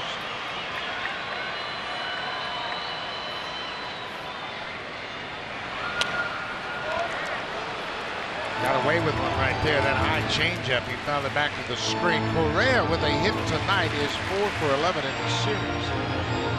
And the walk-off base hit on Monday night in the 14th inning. His 5th career walk-off hit. Another one in extra innings. Got to be careful right here. You got to show him something different now. He seems to be on everything. So they go to the curveball. Good call.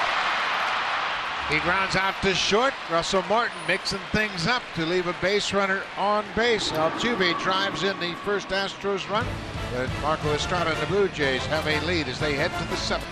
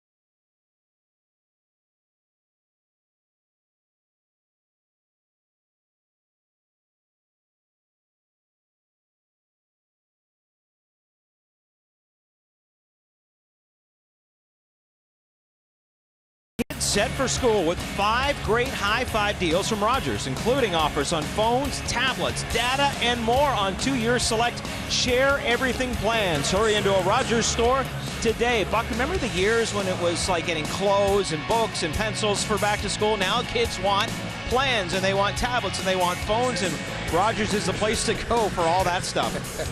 It is a different world indeed, and certainly everybody's anxious to get ready for the upcoming school year. Well, how about this? We have seen Major League debuts. This is the 3rd Major League debut we have seen in this series. For a Houston pitcher, and they haven't had a lot of success. This is James Hoyt, just added to the roster today. Just missed making the team in April, but he lost out to Michael Feliz in the bullpen. He went down to AAA and was outstanding. 50 innings, 84 strikeouts. A 234 earned run average. He's a big guy. They got him from the Atlanta Braves along with Evan Gattis. Hoyt is 29 years old, making his Major League debut, and it's an interesting path to the big leagues for Hoyt.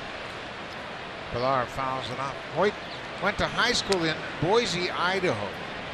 He played junior college baseball in California and redshirted as a freshman. So he didn't even play as a freshman. He played 2 years and then went to college in Louisiana, but was undrafted out of college. Went back to San Diego and started working on sailboats. Thought he would kind of give up baseball. But then he went to the Independent League and pitched in Yuma for the manager, Jose Canseco. And then he pitched in independent ball, finally got an opportunity to come into pro ball. He pitched in Mexico in 2012, and then the Atlanta Braves signed him for the 2013 season. 6'6", creating some nice downward movement. The only reason he didn't make the team out of spring training is because Michael Feliz can throw multiple innings. So he did the next best thing. He went down to AAA, put up some great numbers, and when the opportunity was given to him. Luke Gregerson goes on the disabled list. Here he is in the big leagues. Well, he's got a wicked breaking ball. Pilar strikes out.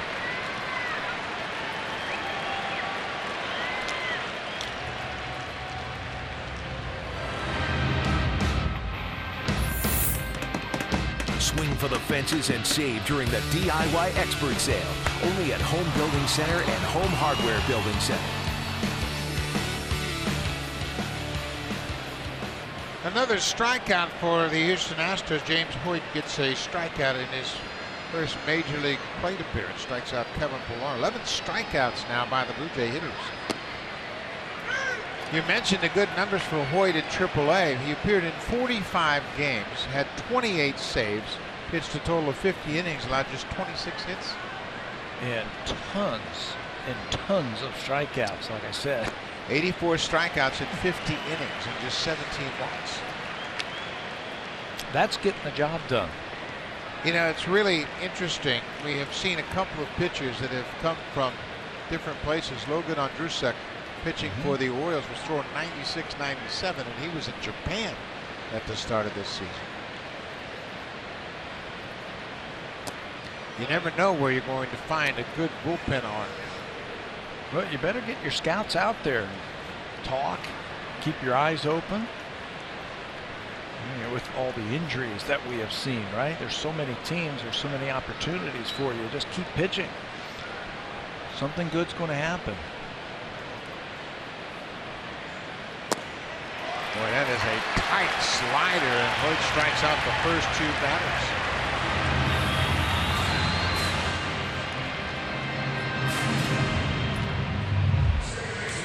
Blue Jays can't come up with that breaking ball one more time as Darvin Barney swings over the top of it. The Blue Jays, excuse me, Pat, go ahead. We saw this in game one. Chris Davinsky, rookie. Blue Jays didn't know anything about him. 7 straight strikeouts. Former Blue Jays Joe Musgrove yesterday. Didn't know anything about him. He had 8 strikeouts. Both of those were their Major League debut. And Hoyt has struck out the first 2 he's faced in his Major League debut. The Blue Jays now have struck out 12 times tonight. That's 5 straight games. They have struck out 10 or more times. That's the first time in franchise history that has happened. 5 consecutive double-digit strikeout games for the Blue Jays hitters. Devin Travis hits a ground ball, and Correa got nonchalant. Boy, he just kind of relaxed and let that ball play him. That'll be his 9th error of the season. He didn't get his feet underneath him. Watch him one more time at shortstop. It's right at him. And the feet just got crisscrossed a little bit. See that? They're just not there. He's still moving. Catches him on the webbing, and Blue Jays inning still alive. And you allow this guy to come to the plate. Bautista homered in his last at bat. He's 1 for 3 tonight. That's the first error of the season, or of the series, for the Astros. They've played great defense. Well, they haven't had to. Been a lot of strikeouts. Nobody's put the ball in play. Correa was probably surprised. That was his first opportunity of the game. They stand out there for 6 innings and don't get anything, and then you get surprised when you get a round ball.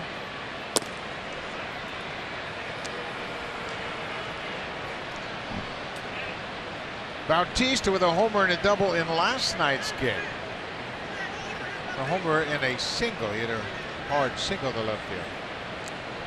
And he homered another shot to the seats in left.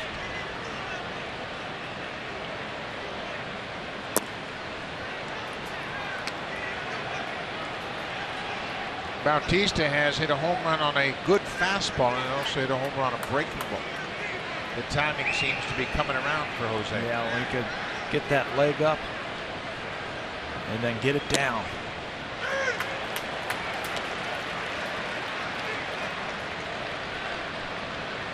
Three and 1 now to Jose, 2 outs. Blue Jays have a 3-1 lead, top of the 7th.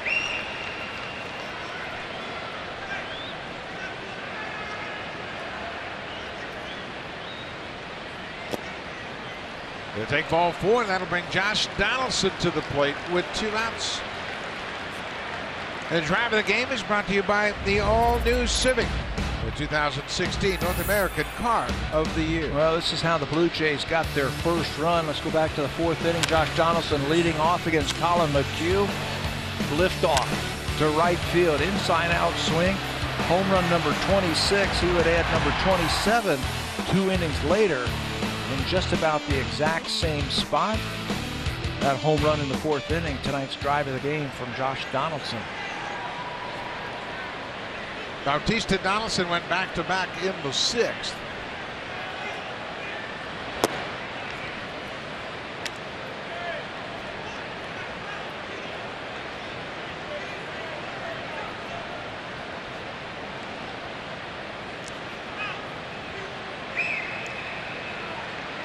Josh has never had a 3 home run game.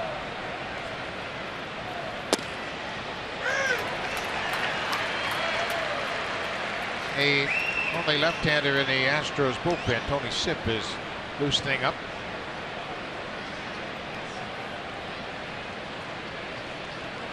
Ball and a strike to Donaldson.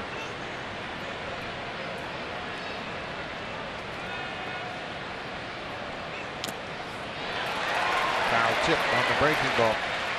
We mentioned Donaldson with his 9th career multi-home run game, but he has never hit 3 in a game.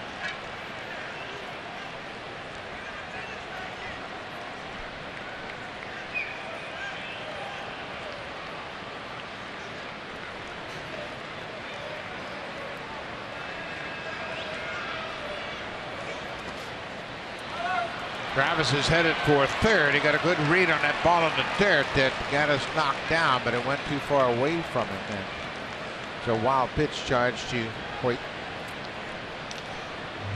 Knocking on the door once again. Watch Devin Travis sees the fly to the ball, trickles away from Evan Gattis, and he can move up without a throw. You might be saying, well, why did Jose Bautista stay at first base? Well, when you're running over there and that ball gets away from the catch, you can't really judge how far it's getting away from him.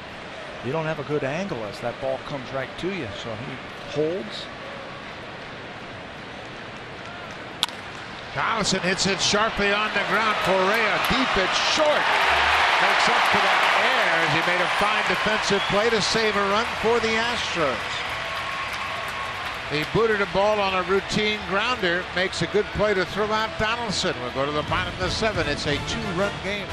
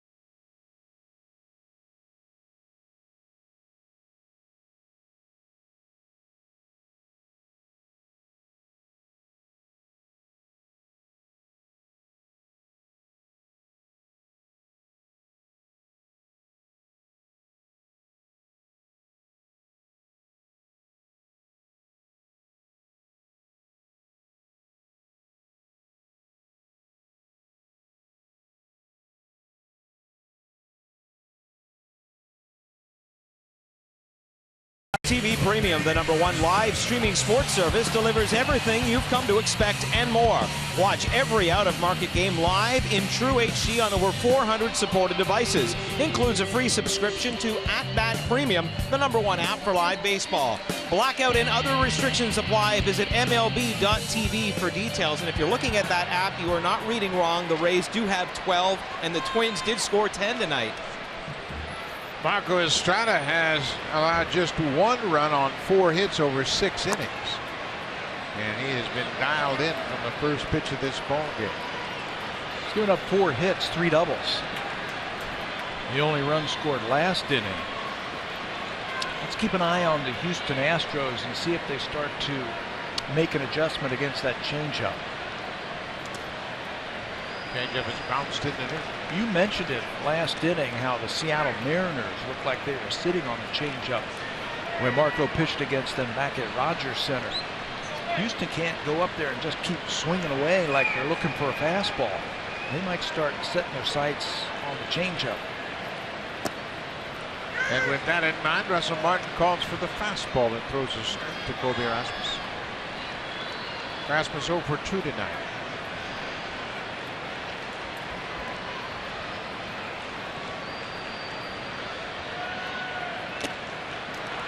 Elevated the fastball and gets the swing and miss.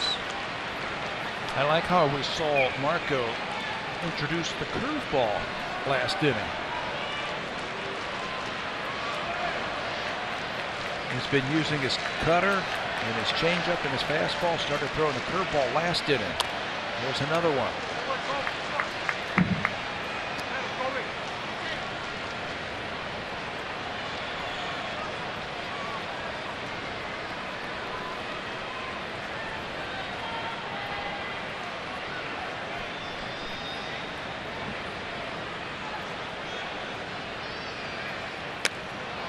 Too high as Rasmus bends back from the heater. 3-2.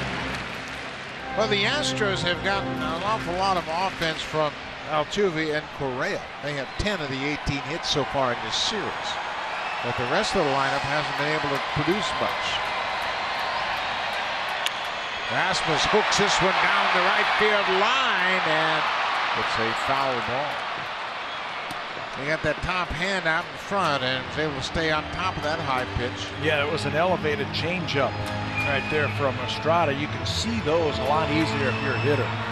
The ones that are up. The changeups that are high and start fading down, those are the ones you have to reach for. Those are the ones where he gets a lot of strikeouts with. You can see that last pitch, #7, that's up there too high.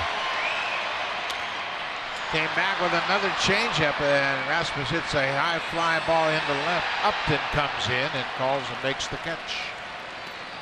Boy, that first out of an inning is crucial, and Estrada gets Rasmus to start the bottom of the 7th. Yeah, with home run hitters up and down the lineup for the Houston Astros, you get that first guy out.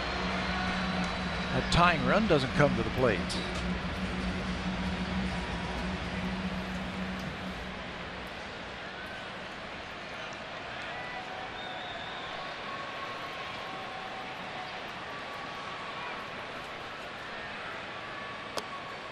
Evan Gattis, the catcher, 0 for 2. Gattis drove in the only run for Houston last night with a base hit in the 7th. A 2-out single. The cutter up the middle, but Travis was shaded in that direction. Scooped and bobbled by Encarnacion. Travis's throw was in the dirt, and Encarnacion backhanded it. Put a glove on it, but it popped out of his glove, and he re-grabbed it, but it was too late. Boy, they had him played perfectly up the middle, and Travis, Devin knew he had a lot of time. But he just spikes it. You can see him in the top of your screen. He's right there, right over the bag at second base. It's a long throw. Just doesn't get there, and Edwin can't come up with the in-between hop, so it will go as an error. Devin's 2nd of the season. If that ball was just a little bit closer to Edwin, I think he picks it. So the Blue Jays make their first error of the ball game. Preston Tucker, the left fielder, waves at that first pitch and falls behind 0-1.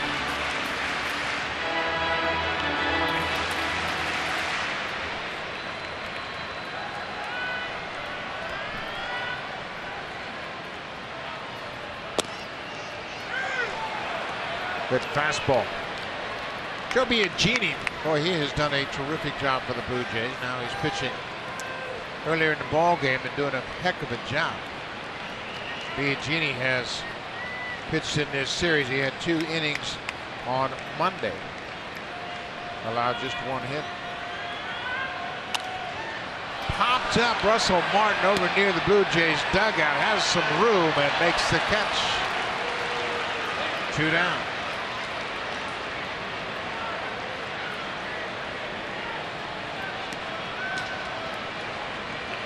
It's a dangerous young hitter at the plate in A.J. Reed, young first baseman. He struck out on a high fastball last time up. Talking the last time he was up, he hit 156 with 19 strikeouts and 45 at-bats in his first stint. The Astros told him, hey, we want you to go down to the minor leagues, get your swing back. He was a great player last year in the minor leagues. He found it. In 11 games down there, hit 4 home runs, had 14 RBIs in just 39 at-bats, and he's right back into the big leagues. Now he's got big power. There's no question about that. There are the numbers Pat was mentioning from AAA. 15 homers and 50 RBIs in just 70 games. Another fastball at 88, and Estrada is ahead. It takes a very seasoned hitter to sit on a changeup with 2 strikes. You gotta believe Estrada's going to try to finish this off with a changeup. Coming upstairs. The appeal down to Tony Randazzo with 3rd. No swing according to the third base ump. He's got him thinking about that fastball now. Yeah, look at his first move. His first move is ready to swing, so you can go curveball, or you can try the changeup once again.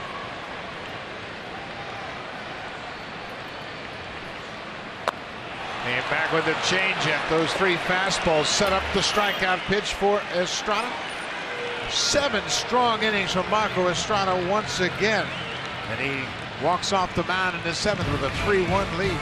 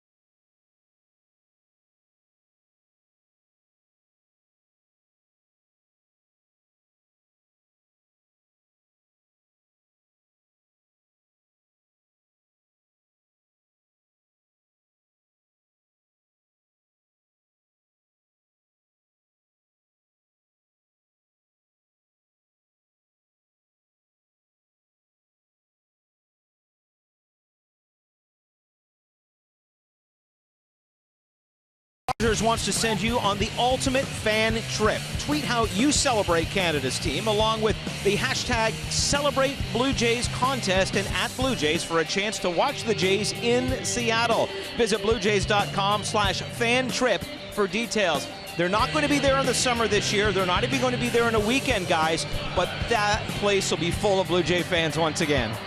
It sure should be, Barry. They always travel very well to see the Blue Jays play in Seattle. This is a new pitcher. He was the winning pitcher on Monday night. It's Big Michael Feliz, who retired the side in order in the top of the 14th inning Monday night. Had a couple of strikeouts in that inning.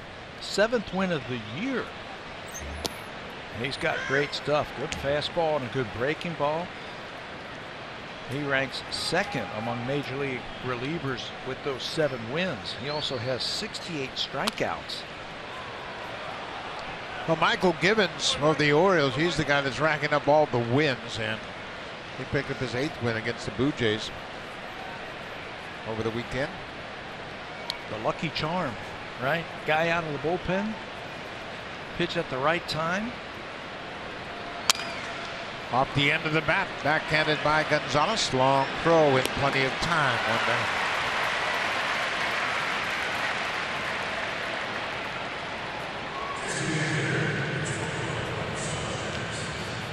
Released faced Saunders on Monday night and struck him out to start the 14th. They got some guys coming out of that bullpen, don't they? We saw Sip, Neshek, Giles, Harris, Levinsky, and Feliz in that 14-inning game. 14 strikeouts from their bullpen that day. And then last night, Joe Musgrove got 8 strikeouts out of the bullpen and 4 in the 3rd. They're firing some zeros up there. Blue Jays lead it 3-1. Musgrove, the rookie who made his debut yesterday, last night's game.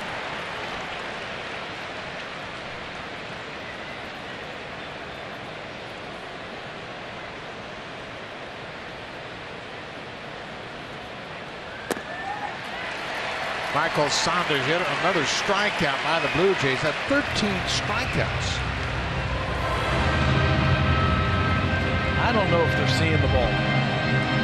You normally don't see this from the Blue Jays, especially Michael Saunders throwing that late breaking curveball, and he waves through it. 3rd time that Michael's gone down tonight. That's 49 strikeouts for the Blue Jays in the first 3 games of this series.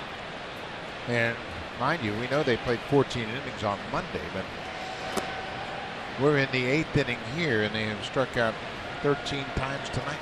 The record for a 3-game series was set right here earlier this year. Baltimore Orioles struck out 52 times in 3 games against the Houston Astros. You know, and that makes you stop and wonder about just how difficult it is to see here. I mean, we know what a good hitting ball club the Orioles are. And yeah, they strike out a lot. They got a lot of swings and misses, but man, that's ridiculous to strike out that many times. Russell Martin pulls this one through the hole for his 2nd hit of the night. He is 2 for 3 with a walk. But when you talk about the Orioles striking out that many times in a 3-game series, now the Blue Jays have struck out 49 times in a 3-game series. Maybe there is something to the fact that the hitter's background and the lights have created problems for visiting players. Before the Orioles came into town, I think that was in May, Washington was here and set the record at that time with 47. It was then broken in a 3-game series by the Baltimore Orioles when they struck out 52 times. This is a 4-game series.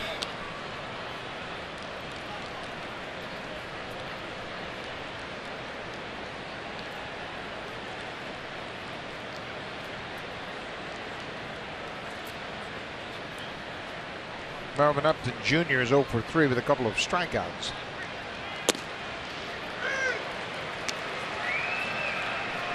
The most strikeouts in a 4-game series since 1913 is 58.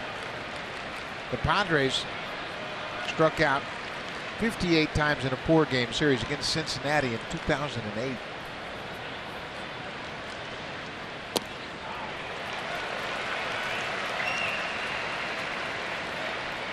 I'm doing my quick math here. That's about 14 a game. That sound about right? Plus 2 extra. Now the Blue Jays' record for strikeouts in a 4-game series is 50. That happened this year. June 30th. The Cleveland Indians. Russell got a running start. The ball is hit to first base, and Martin came up a little bit lame at second. Took an awkward step on the bag at second, but he's walking off the field. So we'll go to the bottom of the 8th. The Blue Jays have a 3-1 lead. Now time for a Blue Jays Central update. Here's Jamie Campbell and Greg Zahn from the Samsung broadcast studio.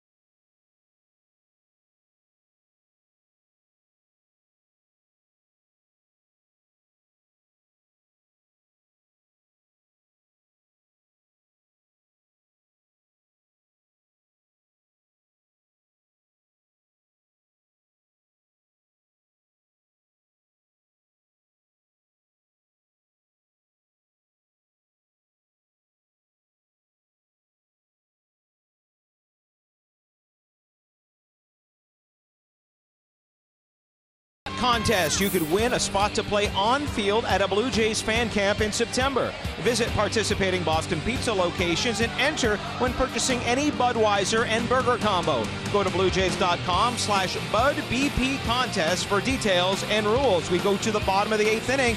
We'll get you back now to Buck Martinez and Pat Tabler. Thank you very much, Barry Davis. New pitcher into the ball game for the Blue Jays will be Joe Biagini, and he has done a terrific job this season in his rookie year with the Blue Jays. 38 games for Biagini. He's 3 up and 2 down with a .232 earned run average. Second time that Joe's pitched in this series. 2 very good innings here on Monday. Just gave up a hit, had a couple of strikeouts in that game. 8 strikeouts per 9 innings. He's just walked 12 batters all season long.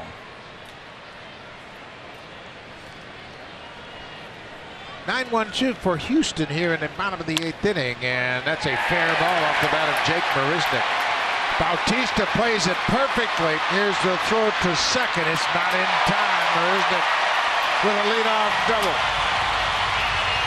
One pitch and the Astros will get the tying run to the plate. No way to defense that. He was beaten by the fastball, but somehow he's able to keep the ball fair.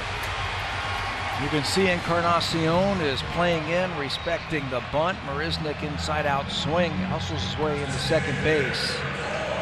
That run doesn't mean anything. You got the leadoff double. You got to get these next guys right here. Tying run does come to the plate. Top of the order is the tough part of the Astros lineup. Springer, Gonzalez, Altuve, and then Correa, and they all have hits tonight.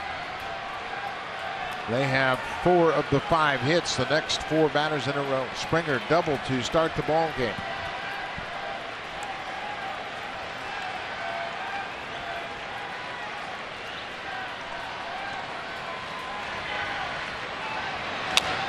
Goes after the first pitch and fouls it off. Biagini had 2 good innings of work here on Monday night.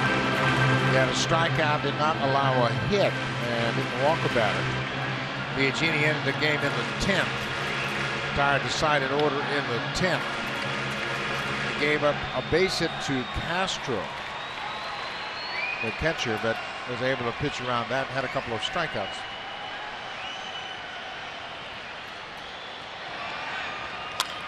Ground ball. Marisnick is hung up, and they got it. Travis dropped the ball. Jake Marisnick took a step toward third. Barney picked up on it, shoveled it to Travis, but he couldn't handle the toss. Just a little bit too quick. Yeah, he was out at second base. One more time. Marisnick 1.5 steps. He's trying to get back. There's the ball. Just a little bit too quick. Took his eye off the ball, and everybody's going to be safe. Heads up play by Barney. You can see in his haste to try and catch the ball and tag the runner, he pulls his glove, and it's going to go right off the end of his glove, and everybody's safe. It is an error on Travis's second error of the game. The other's choice on Springer, and the error charged to Travis. Dropped the ball. So the Astros have something going here in the bottom of the 8th.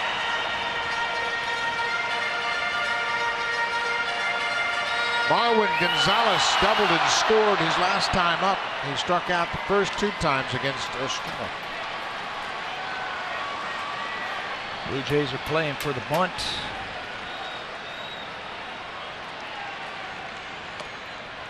He bunts it foul.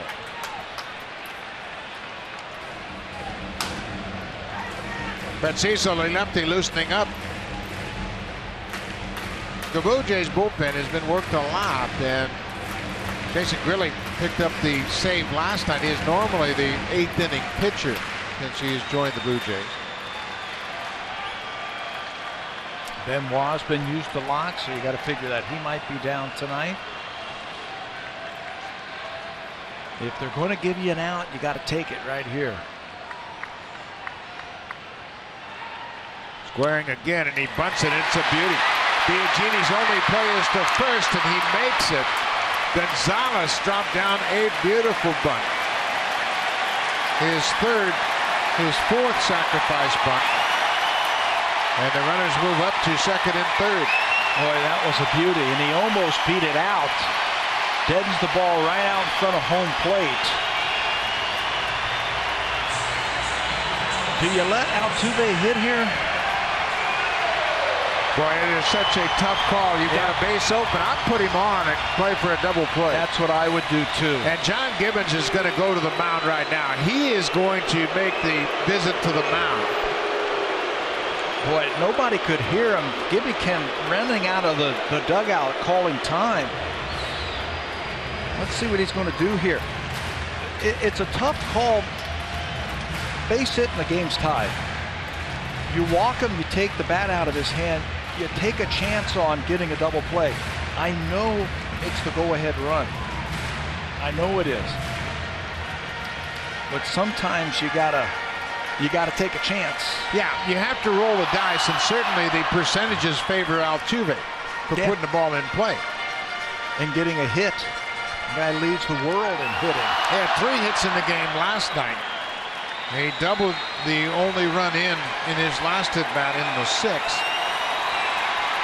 So whatever the message was, it was delivered by the manager. It looks like they're going to pitch to Altuve.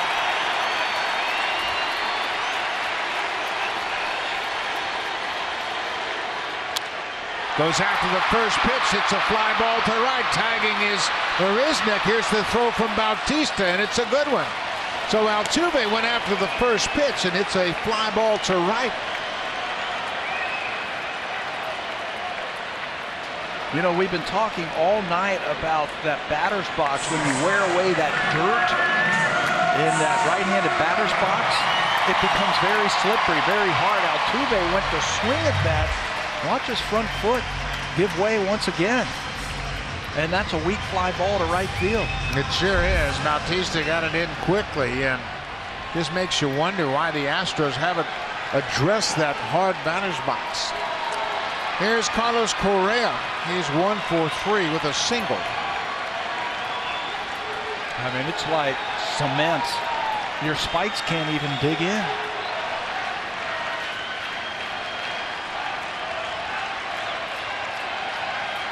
Two outs.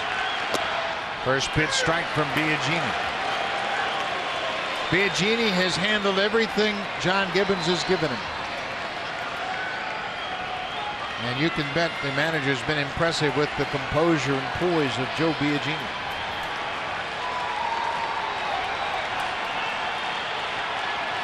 Oh, 0-1.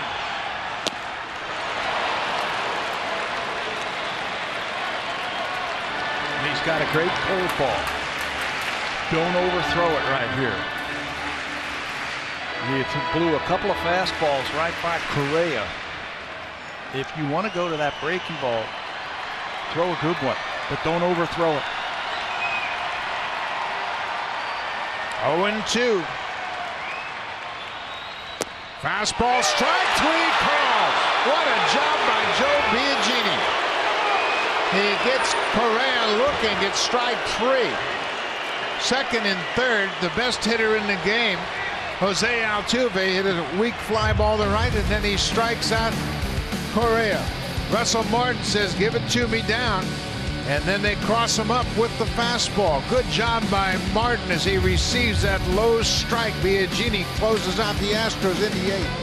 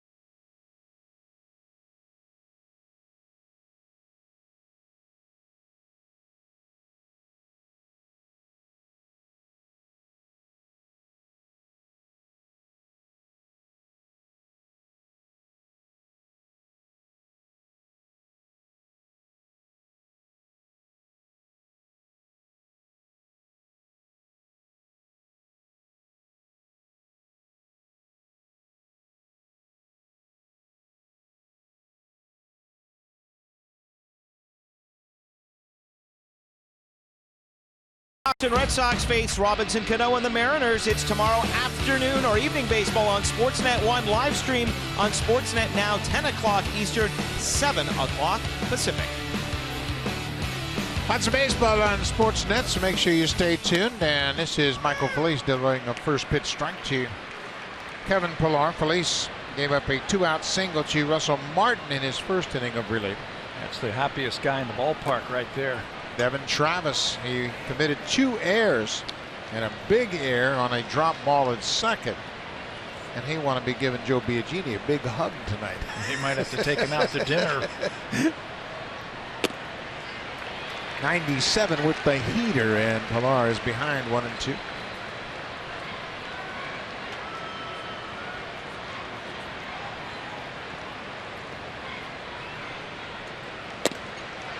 Came right back with another fastball. Strikeout number 14 tonight, 50 in the series. Roberto Osuna, the closer, is loosening up.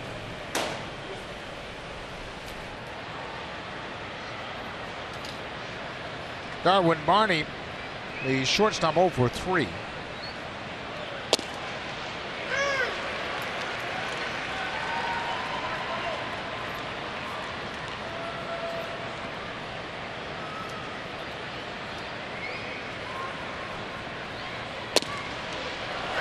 No mystery about this big guy.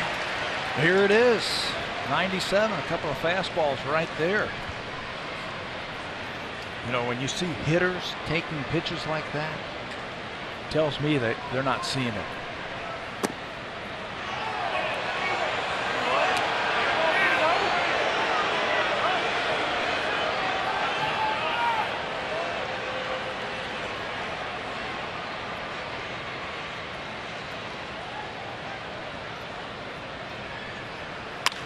Fastball pulled to third. Big hop for Gonzalez. In time. 2 away. Looking ahead to the bottom of the ninth for the Astros, the scheduled batters: Colby Rasmus, Evan Gattis, and Preston Tucker. 5, 6, and 7 in the Astros lineup.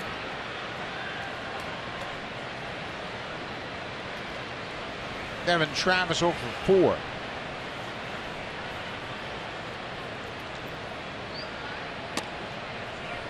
Blue Jays 3 runs on 7 hits. They've hit 3 solo home runs tonight. Jose Bautista hit 1. Donaldson hit 2. Donaldson hit a home run to start it in the 4th. It's a fly ball deep to center. Marisnik over in the alley makes the catch. 3 up, 3 down. Quick top half of the ninth. So we'll go to the bottom of the ninth. The Blue Jays with a 3-1 lead. Roberto Osuna, the closer, coming on. Rasmus will be the first batter in Houston when we come back.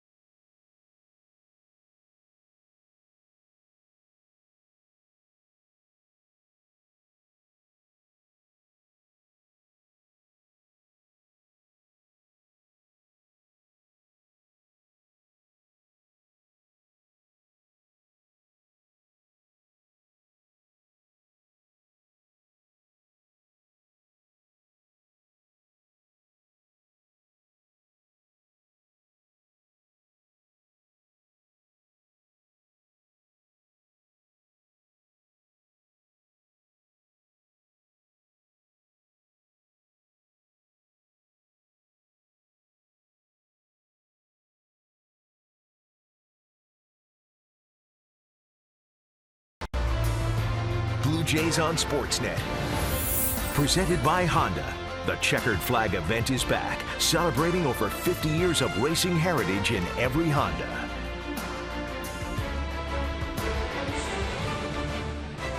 We have reached the bottom of the ninth, and with that in a 3-1 ball game, Roberto Osuna, the closer, comes on. Osuna got a game off last night. He had pitched in 2 games in a row prior to last night's game, so he has pitched in 3 of the last 5 Blue Jay games, and he has had a bit of rest. Justin Smoak defensively over at first base, takes over for Edwin Encarnacion. Colby Rasmus 0 for 3 tonight, 0 for 12 in the series. It'll be Rasmus, Gaddis, and Tucker. The Astros have just 5 hits. Marco Estrada, another terrific start. 7 innings of 4-hit ball. He allowed just 1 run. Rasmus goes after the first pitch, and it's a fly ball to right. No problem for Bautista.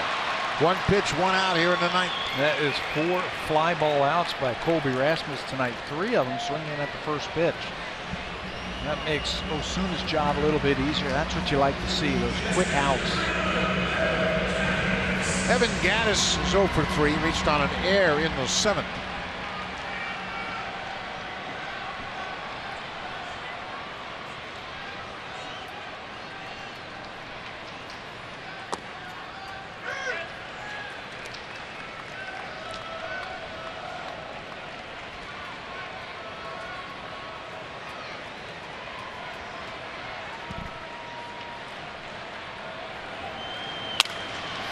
Fly ball, not that deep off the end of the bat. Upton is there. 2 fly ball outs. Now for a preview of what's coming up on Sportsnet Central, here's Ken Reed and Ivanka Osman.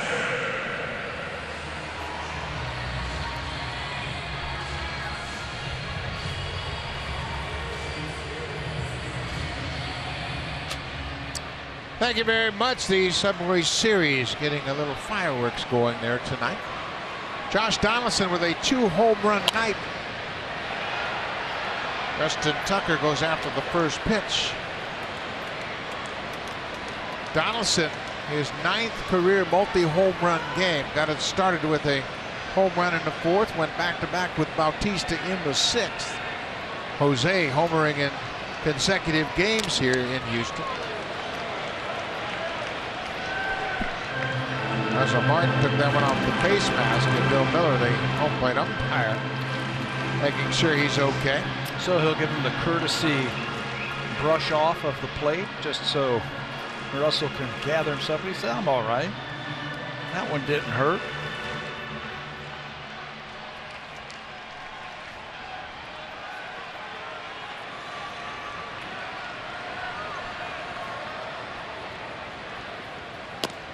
Joe Biagini pitched an inning, gave up a hit, struck out a batter. He threw 9 pitches, all strikes, in a very tough inning. 9 for 9. This is popped up, and this should do it.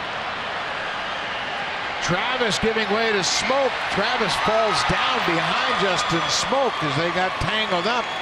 Everybody appears to be okay, and that's the ball game. Blue Jays win it 3-1. Josh Donaldson and Jose Bautista providing the offense. Osuna picks up the save, and the Blue Jays have won 2 in a row after snapping that 8-game losing streak last night. You know, this is like last night's game. You got a great pitched game from your starter. The 8th inning was the make or break inning, and the Blue Jays came on top of that. They got the save from Osuna. Take a big game here. Chance to get 3 out of 4 with a win tomorrow. Jose Bautista is back, ladies and gentlemen. Bautista with a shot to the seats in left. Osuna has saved number 23 for Estrada, his 7th win of the season. We'll be back for the final game of this 4-game series tomorrow night. Thanks for watching. The Blue Jays win it 3-1. Stay tuned. Here's Sportsnet Central. Ken and Ivanka, take it away.